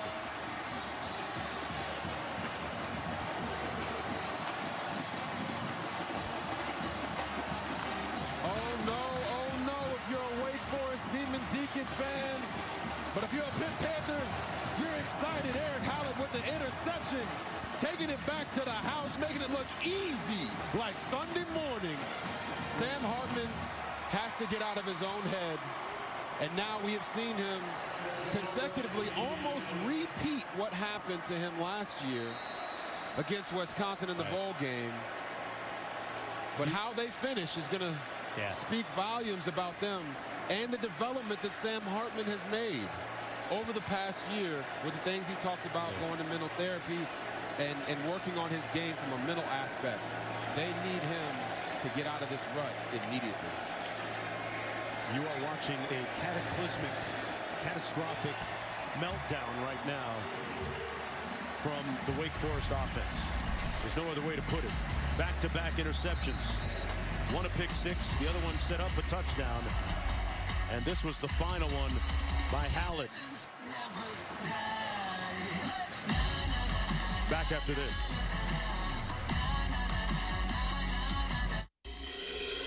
If you want to look fresh, you gotta eat fresh. That's why Subway bought time in my shampoo ad to talk about the new Baja chicken and bacon. Body, bounce, and Baja. Eat fresh. We're kicking off game day with a Twisted Tea drop. We're surprising real Twisted Tea fans who love the smooth and refreshing taste of Twisted Tea Hard Iced Tea. Keep it twisted. What's strong with me? I know when I'm ready to run. What's strong with me? I can find strength in a rest day. What's strong with me? Some nights I sleep so well, I'm ready for anything. Find out what's strong with you with Daily Readiness on Fitbit. Jake from State Farm. What's good? Oh, Patrick? Nah, fam. Just your typical sneakerhead working here for the employee discount. But speaking of deals, I heard regular guys like me are getting the Patrick price. That can't be real, right? Listen, State Farm offers rates that fit any budget. Even yours, typical sneakerhead. Wow. Just anyone now? Yeah. Man, these just sold out then. For surprisingly great rates that fit any budget, like a good neighbor, State Farm is there. Call or click to get a quote today. Team, it's been a grind, but I think I've aged you well. Some might say perfect. Who's ready to show who's the cheesiest? I woke up feeling the cheesiest, coach. Cheez-It, official sponsor of the college football playoff. We don't follow the herd. Never have, never will. Because those who build the future aren't found in a pack. They forge the way forward on a path of their own. And just when you think the dust has settled, we're here to kick it right back up again. The all-new, all-electric 2021 Mustang Mach-E is here.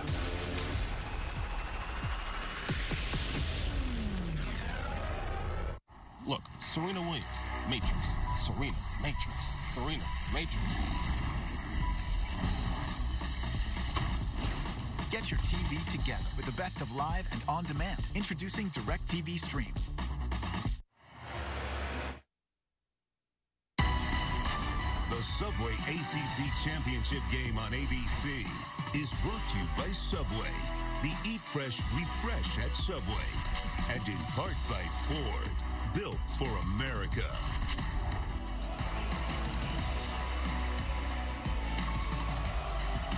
Yak.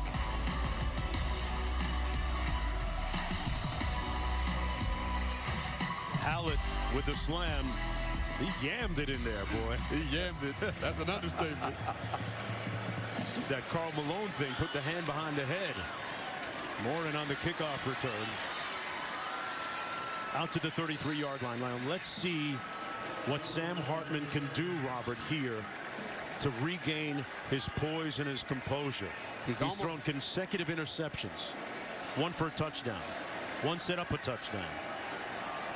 Yeah, and he's almost thrown half the amount of interceptions tonight that he threw all season. So for him, if I'm his offensive coordinator, Warren Ruggiero, I'm just trying to get a ball completed so he can see it completed to a guy in the same jersey. There it is.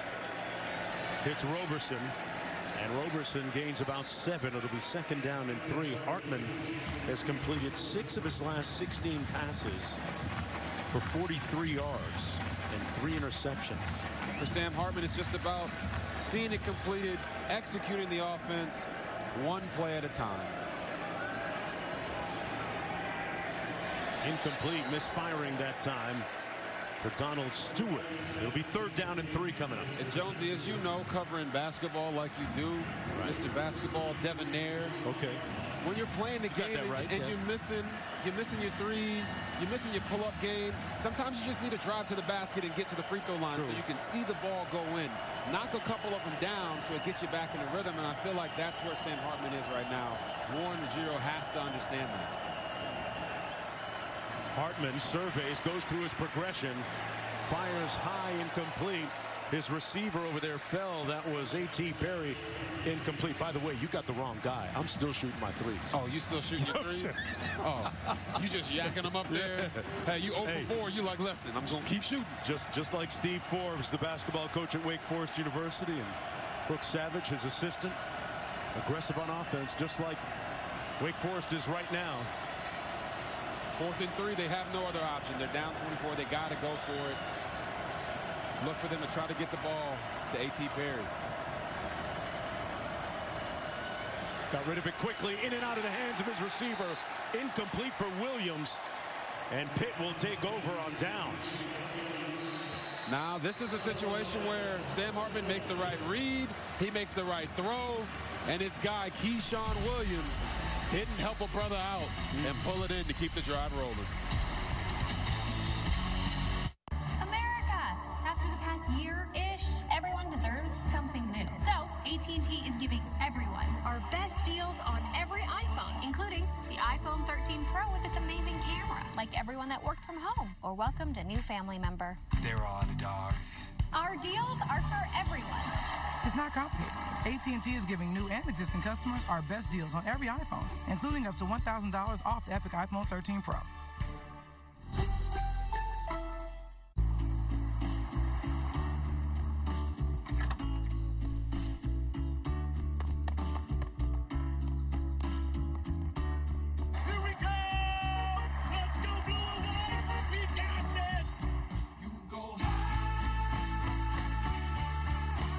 Has the fuel to keep your engine running at peak performance, because you never know where life is going to take you.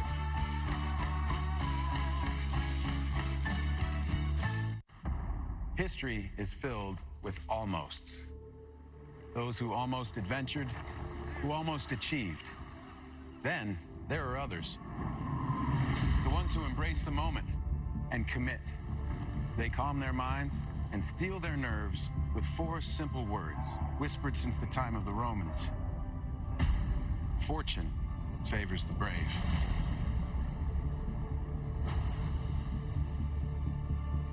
I'm originally from Hawaii, but I moved to Wisconsin just last year. I decided to get a bike because a car was too expensive. We both work at Chick-fil-A. She would bike to work every day. And then winter hit, and that was pretty rough. So there was a holiday raffle, and they were giving away a car there. Her name got called, and I was like, she decided to give the car to me. Chick-fil-A feels like one big family. Helping you or just like any of my coworkers always brings joy. It's crazy to say like I gave my best friend a car.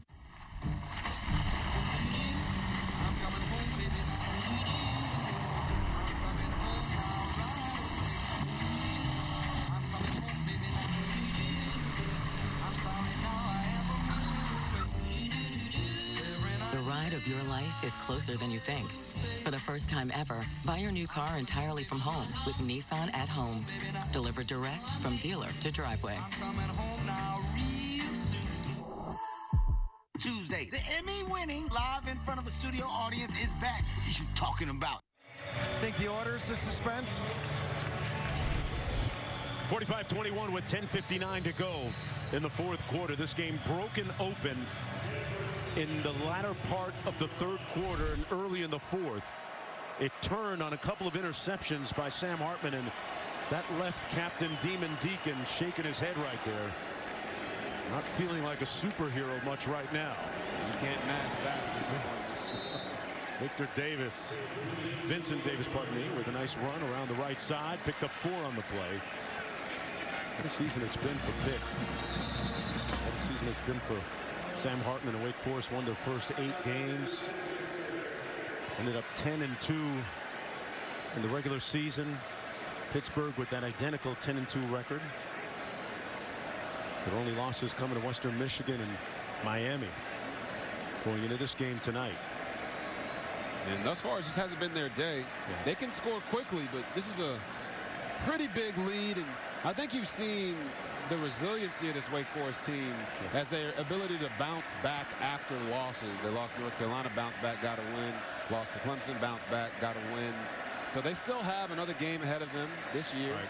And if they don't come back and win this one, you know, they still have a lot to play for in the future. Robert, they'll be going to their 6th consecutive bowl game under Coach Clausen, which is great. Meanwhile, on the other side of the field with Pat Narduzzi and the Panthers, interesting that he had 7 players drafted from last year's team, and he actually probably had more talent last year, but the togetherness of this squad has been remarkable. And coming back off of the COVID season last year was pretty wild for them. 23 seniors this year on this Panthers squad. They have a great culture that they've built, and Coach Narduzzi likes to talk about their program's pillars: relationships, winning, graduating, and giving back in their community. Check, check, check, and check. And their mantra this year, as you mentioned earlier, is "we, not me." And sometimes they walk around and they say "we," but they're not speaking French. Right. They're just letting each other know that they care about each other. They're going to go out there and play for each other. And just, you got to be happy if you're a Pitt Panther fan for Pat Narduzzi and how he's built up this program. Dan Marino spoke with the team earlier before the game. We got a Hall of Fame hype man literally in-house. That's a pretty good resource. On 2nd and 6, Vincent Davis gets about 3. Quint? Earlier this fall, Trey Tipton of Pitt received the Disney Spirit Award. Pat Narduzzi coming into the team facility and announcing that the wide receiver, 25-year-old wide receiver, the winner of this prestigious national award.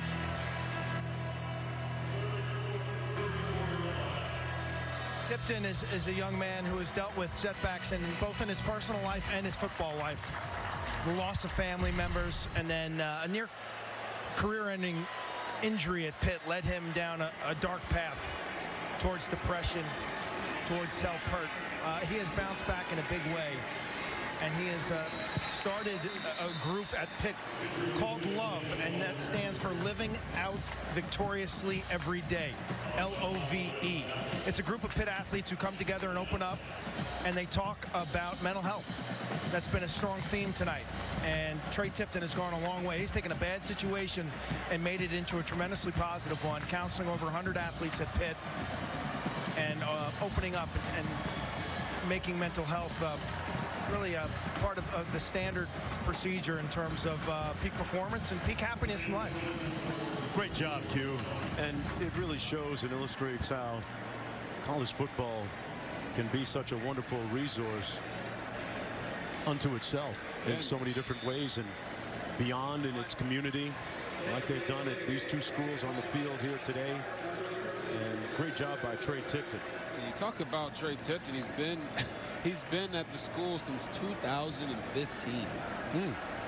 Right? The game clock to 8 minutes, 44 seconds. He's going to get the pension, right? Oh, he has to, right? And he talked about his struggles when he had an injury, and he's had injuries over the course of time, that he got to a dark place so much that he attempted suicide 4 times.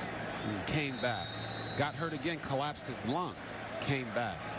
Tore his ACL, came back. And this dude is a testament to resiliency, and he has a really close relationship with Pat Narduzzi. His story is one that should be told and sung to the masses.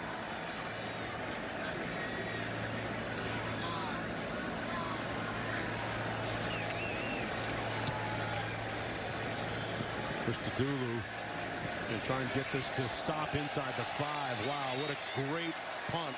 Trey Tipton there making sure that it doesn't go into the end zone. On cue. And a handshake from a teammate. Deuces. Sometimes I say remember the name because that man's got game. But this time you got to remember Trey Tipton because he's an inspiration.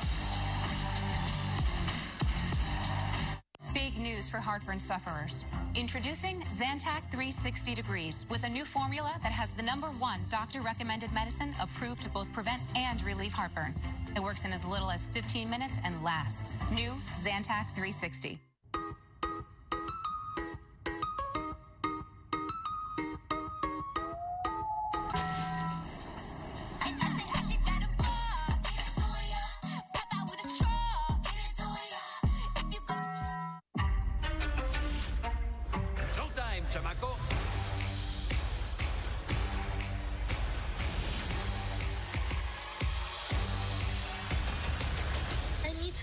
My moment. Then let's fight for it.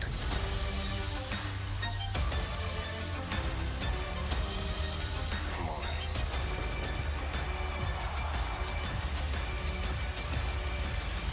Get the Disney Bundle today. Only $13.99 a month. Truthfully, it's frustrating to see how fast dust reappears. But dusting with a cloth is a pain. And dealing with a bulky vacuum is such a hassle. Ugh. So now, we use our Swiffer Sweeper and dusters. The fluffy fibers, they pick up dust easily, grabbing it in all those hard-to-reach places. Gotcha! And for our floors, Sweeper's textured cloths lock all kinds of dirt, dust, and pet hair. Unlike my vacuum, it sneaks under and around places. Look at that. Dust-free and hassle-free. Stop cleaning, start Swiffering. What if smartphones were more than just smart? The all-new Google Pixel 6 truly sees you, not a blurry face. And for things you don't want to see, it removes them instantly with Magic Eraser on our most advanced and inclusive smartphone camera yet. Live Translate speaks your language and hers. It's the phone that understands we're all different. Google Pixel 6. For all you are. On the season finale of Fansville by Dr. Pepper. Another season almost in the books. Yeah, it's gonna be a long off-season. Off-season? What do we do in the off-season? Off-season? Relax. We don't stop existing when the season ends. Yeah, it's not like we live in some fictional town that's part of some elaborate marketing campaign. What would it even be for? Dr. Pepper? We're real people. It's not like we're the ice-cold Dr. Pepper guy. Dr. Pepper, the one fans deserve. Welcome to Allstate, where we have all new lower auto rates. And savings like that make you feel like you won the whole thing. Now get new lower auto rates with Allstate. Because better protection costs a whole lot less. You're in good hands with Allstate. Click or call for a lower auto rate today. Welcome back, everyone, to Charlotte for the Subway ACC Championship Game. Mitch Griffiths in the ball game now at quarterback for Wake Forest. 5'11" freshman out of Ashburn, Virginia. Taking it out of the shotgun. After Sam Hartman struggled late in this game, he hands it off to Quentin Cooley. And Cooley gains about 4 on the play, and it would probably be accurate to guess right now, or not that far off, that Hartman's night is probably over. It appears that Coach Dave Clawson is just saving his own superstar from himself right now. And you can see Sam there with his head down. Just want to tell him he's got to keep his head up. We all have times where things don't go the way that we want them to. You know, we work hard, we put in the dedication, and the results just don't turn out in our favor. And I think for him, he's going to have to go back and look at this game, understand what he did wrong, and learn from that. What was your mechanism that you used in game to get over a couple of bad plays? Maybe you threw an interception or two. Everyone has struggles like that. What did you do? Everyone has struggles. I've had struggles in college at times, and I had struggles in the NFL at times. For me, it was just trying to get back to the basics, understanding, okay, maybe I'm a little out of rhythm. Maybe I'm not really seeing the field the way that I need to. Maybe I need to get outside the pocket. Maybe I need to go to my coach and say, Coach, can you give me these plays? Right. Because I feel the most comfortable about these, and I know what I can do and possibly get back into a rhythm. But I can tell you right now, playing football at the quarterback position is one of the hardest things in the entire world to do athletically. And Sam Hartman, as you see him. Look at that. I mean, if body language could write the story, I mean, it's fair to say he looks a little checked out there, Robert. Right? 2nd and 6 coming up for his understudy, Mitch Griffiths. And they run it. It's going to set up 3rd down and probably about 4 to go. So they're going to play in a bowl game. What do you make of, how do you rehabilitate his psyche right now to get him ready for their bowl game? I think for Sam Hartman, they understood that what the magnitude of this game was. They win, they become legends, and instead they're having to watch the Pittsburgh Panthers come out here and become legends of their own. So he has to understand that one game doesn't make or break you. One throw does not define you. Right. And the year that he's had, hey, they won 10 games this year. They've won 10 games. He threw 34 touchdown passes and ran for 10 touchdowns before this game. So he is a big part of what they do. And we talked to Warren Ruggiero during the week, and he said, yes, Sam had some struggles last year in crucial games. He had some struggles in the spring where he had a string of 4 or 5 days where he just was not playing good football. Right. But he came out on the other side. And I think that's what Sam has to go back and understand, that he's going to come out on the other side of this. Morin with the punt. Addison calls for the fair catch at the 45-yard line. 1st and 10 from there for Kenny Pickett. Well, aerial coverage provided by Goodyear. To reach the end zone, all you need is drive. Goodyear, more driven. A lot of the Wake Forest fans have understandably left the building. Headed toward the concourse.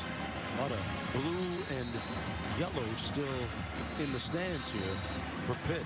Saw Dan Marino down on the field. Had a chance to speak with former Pitt quarterback earlier this week, John Congemi, one of the school's all-time leading passers. Give me a great scout on their squad. John does a great job working for us at ESPN. This is going to be Vincent Davis. John Congemi and Dan Marino. I'm going to name drop here. My neighbor's down in Miami. Yeah, you are name dropping. There's my flex for the night, Robert. 6:10 to go. You know, you mentioned those Wake Forest fans that have left the building, and they were really looking forward to rolling the quad today, right? They do that after all the big wins. It was something that we got to experience when they played against Florida State earlier in the year. But right now, it looks like the Pitt Panthers are going to be the ones turning on the lights at the Cathedral of Learning, which they light up after their big wins. And in 5 minutes, I can only imagine how excited and happy they're going to be. The smallest Power 5 D1 football squad by enrollment in the country, accomplishing huge things Wake Forest did this year. That was Hammond on the run. Hey, I talked about the fact that Steve Forbes has a great basketball team this year at Wake Forest, doing some big things, off to a great start at 8-1. Talented assistant coach Brooks Savage on his staff as well. One of the young stars in the business on the sidelines. 3rd down and 12 coming up. You know, Chris Paul kind of told you that Wake was a football school. Yeah, he did. How's he going to say that when you got a Hall of Famer, Tim Duncan, right? You got Muggsy Bogues coming out of there, and Chris Paul will be a Hall of Famer when it's all said and done. So how can he think that Wake Forest is a football school? Well, he was wink. But, you know, you'll see Chris Paul on Christmas Day right here on ABC against the Golden State Warriors. Part of a great 5-game lineup. Who's calling that game? On ABC. Yours truly and Doris Burke on the call as Kenny Pickett will take a bow. Just feel that adoration and love wash over him. Listen to it.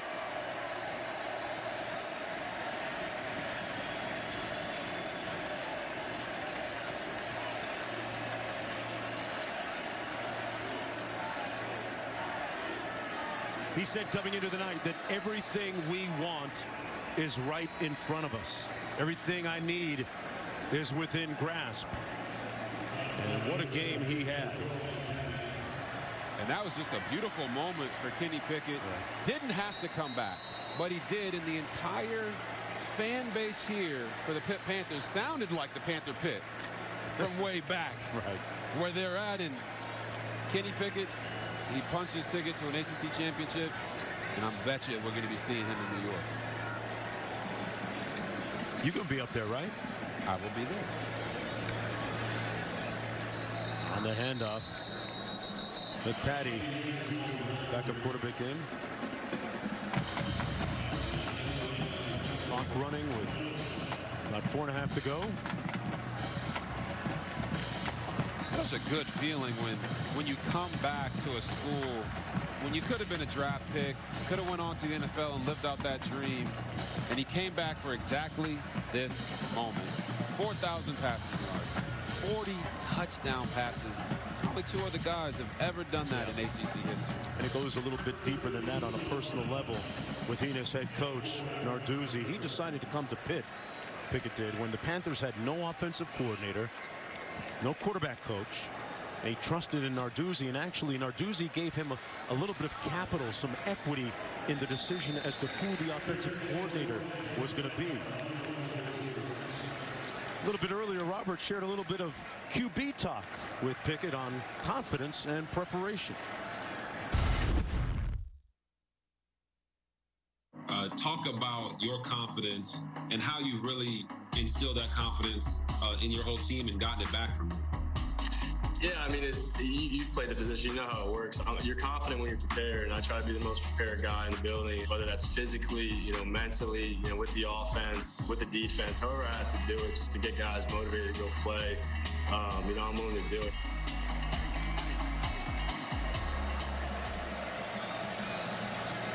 Had a great time visiting with him on our call. Kenny Pickett's just a guy that not only plays with confidence because he's talented, right? You saw his arm on display today. He can zip it in there. He can show the touch. He can run. You saw the fake slide, which maybe they should have stopped, but they didn't. Right. So it was an incredible play, incredible moment. But he also prepares. And when you hear him talk to his teammates in practice, he's telling them where they need to be, what they need to do, how they can do this better. They worked on the deep ball this offseason to give them a better chance to break open games like this one, and it's paid dividends. Has it ever? It's just, he's living the dream right now. Especially with Addison on the other end of those. Pat Narduzzi remembers 2018. He remembers the press conference after losing that game to the Clemson Tigers, where they were dragged. They were disemboweled, taken apart. He remembers having to field those questions after being obliterated by the Clemson Tigers, but he used that as motivation for this night to get back here. And they're able to now, within 2:40 of registering the school's first ever ACC championship. They won a couple in the Big East, but haven't done it yet in this conference. And Pat Narduzzi also talked about how this is, it was time, right? Yeah. It was time for them to win one of these bad boys. Hey, after our game, head over to ACC Network because the Huddle crew will have a complete breakdown with player and coach interviews, a comprehensive wrap-up, and a look ahead at what's next for the winning team. And you can always watch it on the ESPN app if you're out and about, because nobody covers the ACC like they do. One app, one tap. And Pittsburgh about to tap the bottle and twist the cup. Hey, tap into it. They don't need an excuse to knock them back. Well, you got a guy named Servassier on your team. You're ready to go. 4th and 3.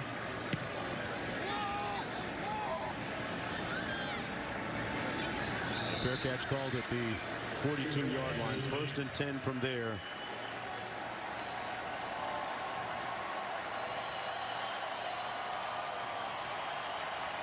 Coming up live on ABC, the ACC Championship post-game awards ceremony. You want to stick around and watch the Panthers be awarded the chip, the trophy, and everything that comes along in the ceremony.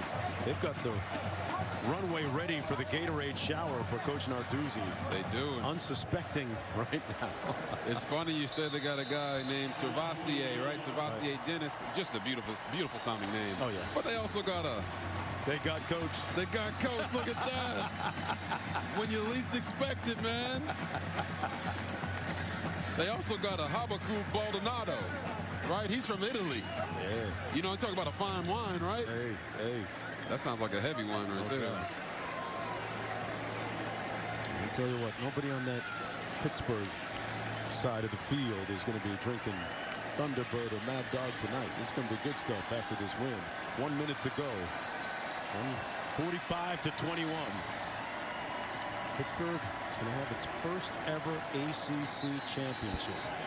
Pat Narduzzi said before the game, right, their mantra, lock the gates, because when the game starts, it's too late. There is no way out. And they came here today, did what they had to do, and walked away victorious, 45-21, and put those Demon Deacons to sleep.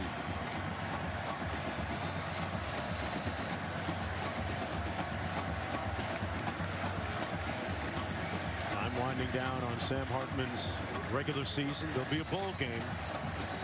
And you know what? He's such a great kid. You hope that he can collect himself and regain whatever he may have lost and play well in his next one. It's it.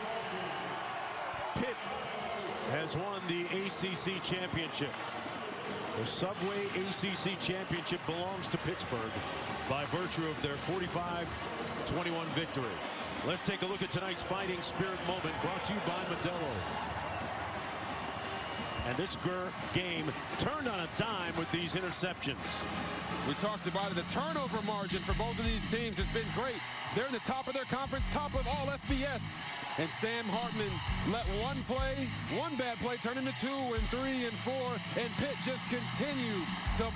It is my privilege to be standing on this stage with ACC Commissioner Jim Phillips and tonight's winning team, the Pittsburgh Panthers.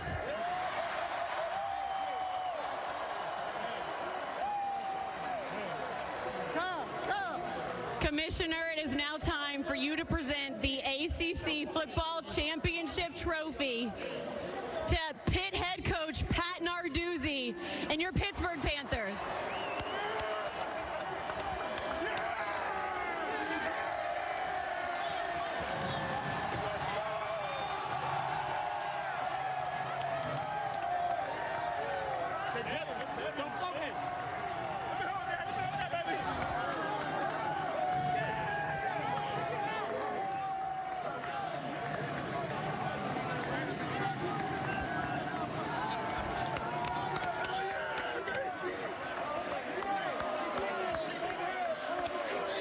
Narduzzi, I see you soaking in the moment and celebrating with your team. This is the first ever championship for Pitt. As you stand on this stage with this team, these players that have worked so hard, what does this moment mean to you?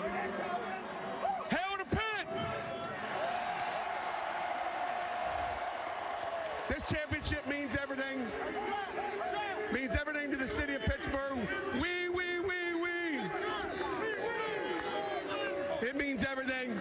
Our kids worked their tails off. I got to first thank the Chancellor, Chancellor Gallagher, Heather, like our AD, these fabulous 120 players here tonight.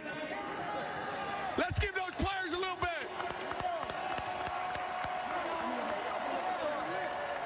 When we arrived back in 2015, I took this job because I knew we could win a championship. 7 years later, we're here.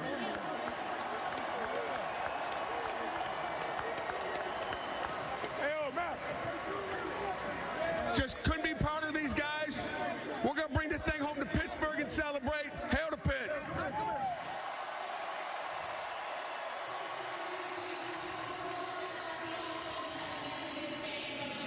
Coach Narduzzi's Panthers winning the final score 45-21. For Quint Kesnick, Robert Griffin, and our entire crew, I'm Mark Jones. So long from the Subway ACC Championship.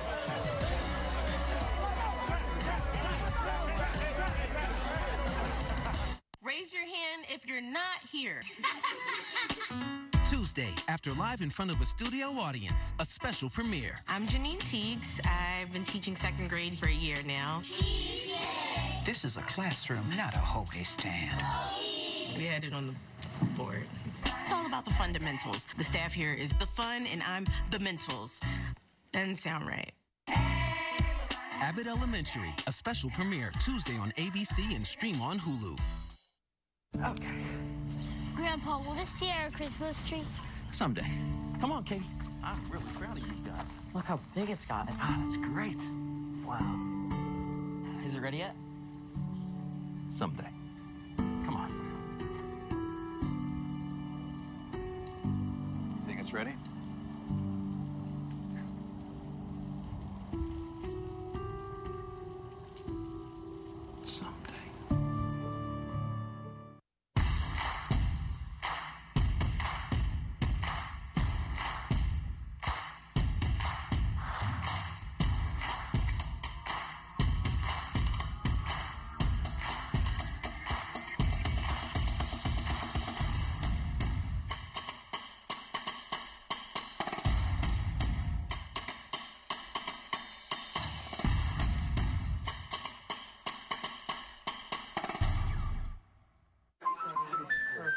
Color the flowers. That's just the whole place looks amazing. I love it.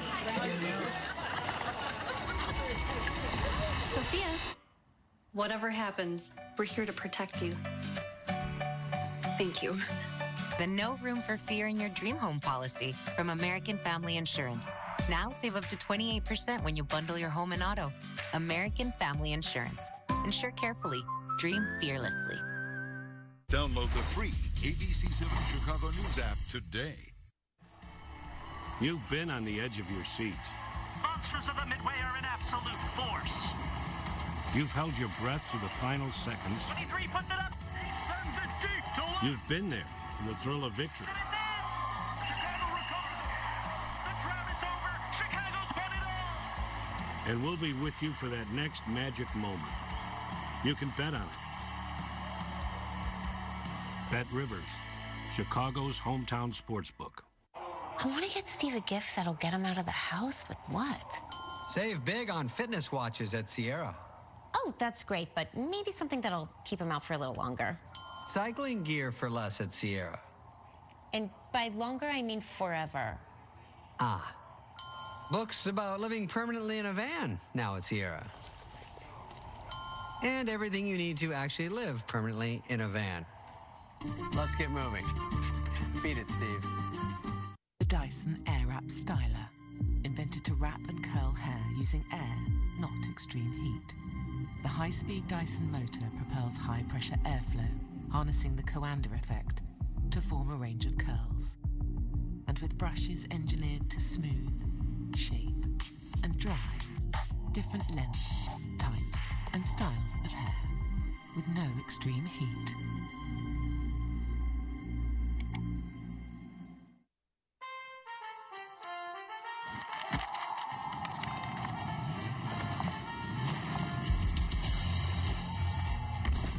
Hard to wrap,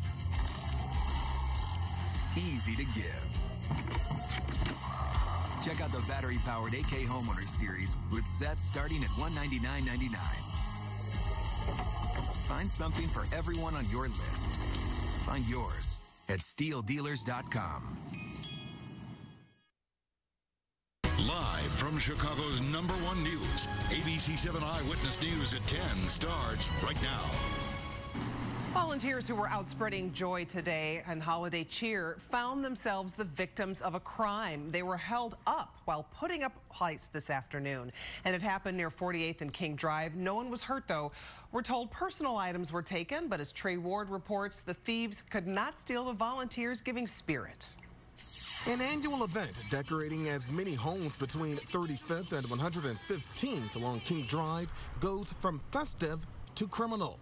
Will the event be part of the light hosted by My Block, My Hood, My City suddenly took a dark turn? We're trying to inspire hope. Like, we're not the enemy. It happened just as a group of 4 women helping to decorate with the organization were finishing up with their hours-long efforts on 48th and King Drive. That's when police say just before 4 in the afternoon, a white SUV pulled up, at least 2 suspects hopping out, demanding the women's property before taking off with a purse, a wallet, and a fanny pack. Right, that's not the way. Like, you risking your whole freedom, for $100. The suspects drove off as the women thankfully walked away unharmed. While the group ended the night as planned, lighting up a Christmas tree at Washington Park.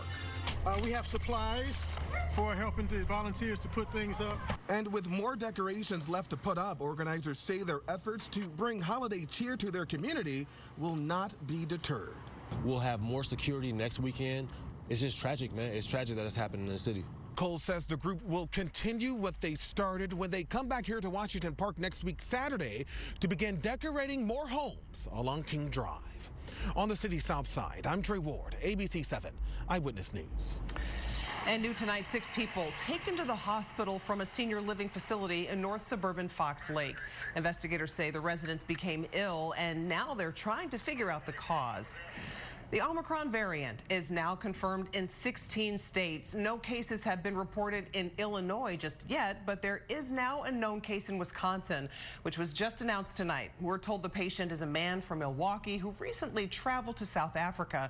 He's fully vaccinated and has had a booster shot. He has mild symptoms. Nationally, nearly half the states in the country, including Illinois and Indiana, have seen COVID hospital admissions rise by 10% or more. In in the past week. COVID-19 concerns are forcing DePaul University to move classes online for the beginning of next quarter. Officials say the first 2 weeks will be held online starting January 3rd. In-person classes are scheduled to begin Tuesday, January 18th. All residence halls will reopen as planned on January 2nd. Oak Park River Forest High School canceled all clubs, athletics, and extracurricular activities through winter break because of rising COVID cases. Michelle Gallardo has more on the pushback over that decision. The news hit Oak Park River Forest High School like a ton of bricks. Effective immediately, all sports and extracurriculars are canceled through the winter break after 17 new COVID cases were diagnosed here in the past week. A large gathering of students and parents coming together outside the school this evening to rally and vent their frustrations. What's happening right now is completely unfair. It's out of nowhere. In 7th grade, COVID happened, and 8th grade, COVID also happened. So I've been looking forward to something like track for like a long time. And so having it canceled again, it hurts. This is a school community that has done what has been asked of it. More than 80% of OPRF students are fully vaccinated, leading many to question why such a big decision is being made before other mitigation efforts are put into place. If you want to participate in an extracurricular activity, perhaps requiring being vaccinated, perhaps asking for weekly testing of people that are participating in sports, perhaps not having spectators.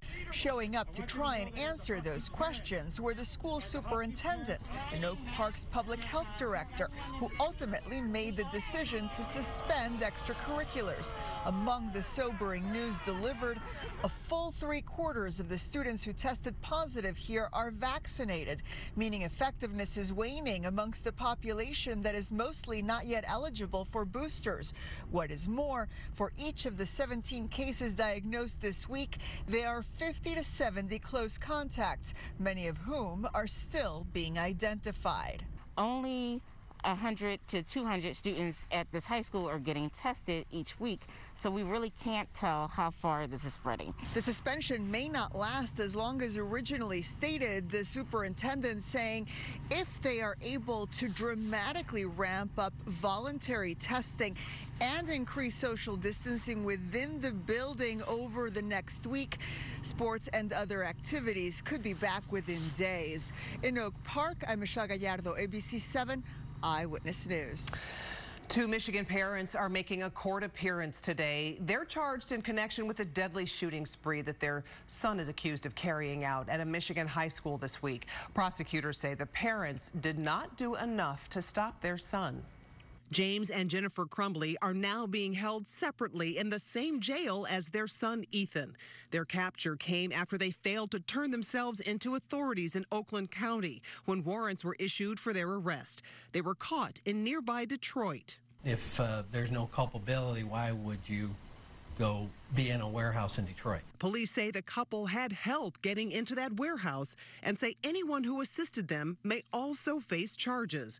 Lawyers for the Crumbleys say their clients were not running and were going to turn themselves in on Saturday. That's fine. We don't wait for that.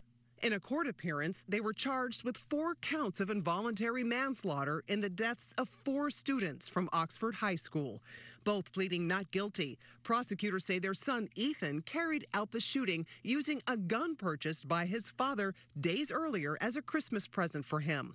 Prosecutors also say the Crumbleys were aware of disturbing and violent drawings found on their son's desk the morning of the shooting. Your Honor, this is a very serious, horrible, terrible murder and shooting, and it has affected the entire community. And these 2 individuals could have stopped it. The judge set their bond at $500,000 each. They could face up to 4 15-year prison sentences if convicted. Their son Ethan has been charged as an adult with more than 24 counts, including 4 counts of first-degree murder. He has pleaded not guilty. Legal experts say this is one of the first cases ever in the U.S. where adults have been charged with such serious crimes after a school shooting. The Civilian Office of Police Accountability is investigating after an off-duty Chicago police officer was shot in the leg this morning in Roscoe Village. That shooting happened in the 2300 block of West School Street. Police did not share other details on what happened, but say the officer should fully recover. Turning now to the weather, some parts of the area might see some ice early tomorrow morning, and we're also in for some colder temperatures. Quite a big change from a few days ago. Phil is here with more details. Hey, Phil. Hey, Karen. Yeah, things are quiet right now, but there is going to be a significant snowstorm well to our north. Across the upper peninsula of Michigan, northern Wisconsin, and northern Minnesota, there could be anywhere from 6 to 14 inches of snow. But again, that snow, as you can see how it's starting to develop, will stay well to our north and to our west. Our clouds are beginning to thicken up. We'll start to see some precipitation, maybe a wintry mix, especially north and west late tonight or very early tomorrow, and that will transition over to rain. Right now, 37 at O'Hare, 35 for you folks in Beach Park, 36 in South Elgin. So you can see how that moisture starts to move in. There it is. That's the mix from basically just north of Naperville up to about Wheaton, on towards O'Hare, and on to about Wilmette. North and west of that line, that's where there could be some snow, sleet, and freezing rain, but it will quickly change over to all rain. And by tomorrow evening, we'll see temperatures climb into the 40s. Enjoy it while you can, because look at the winds gusting to around 30 to 40 miles per hour Monday, and temperatures struggling to get above freezing. We'll talk about our chances for snow coming up in just a few minutes. Karen. Ooh, big cool down on the way. Thank you, Phil. Making us Chicago proud. The celebration of African-American professional women for their dedication to serving the community. Tonight, the African-American Women's Business and Careers hosted their 15th anniversary Egretha Awards. Our Evelyn Holmes emceed the event at the Museum of Contemporary Art. Tonight, Associate Professor Dr. Denise Lloyd accepted the Egretha for Educational Diversity Impact at Work for Geese, the University of Illinois School of Business at Urbana-Champaign. Evelyn has previously been awarded an Egretha. And new tonight, what Chris Cuomo is saying after he was fired by CNN. Plus, a man jumps out of the back of a Southwest Airlines plane as it moves on the runway. And why Jussie Smollett was at Rainbow Push today as he stands trial in Chicago. And it certainly was a beautiful day earlier today for Christmas tradition at Navy Pier, and the crowds were allowed there for the first time since the pandemic.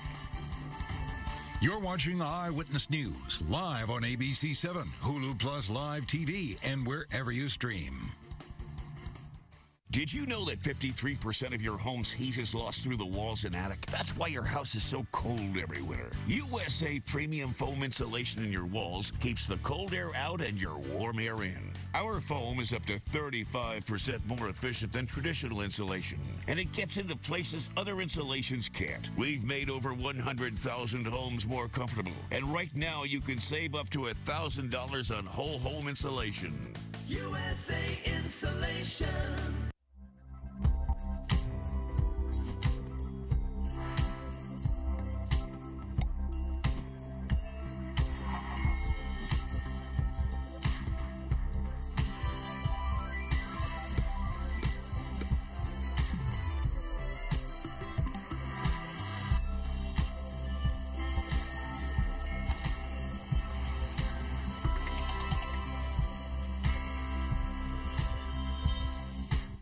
It's time to take your seat as memories of a lifetime await. Become a Broadway in Chicago member and feel the excitement of live theater with Harper Lee's Pulitzer Prize-winning To Kill a Mockingbird, along with a Tony Award-winning Hairspray, Oklahoma, and Hadestown. Plus, Ain't Too Proud, the electrifying new musical on The Temptations. Only season members can save up to 57% with exclusive benefits. Subscribe today or give as the perfect holiday gift at BroadwayInChicago.com. 'Tis the season for huge discounts. And we've got special offers for your gift list. Savings on self-care. Bargains for less than $20. Gifts made in America. Shop Localish holiday deals and steals. Go to shoplocalish.com now for exclusive deals for a limited time only. A bizarre situation today at the airport in Phoenix, Arizona. A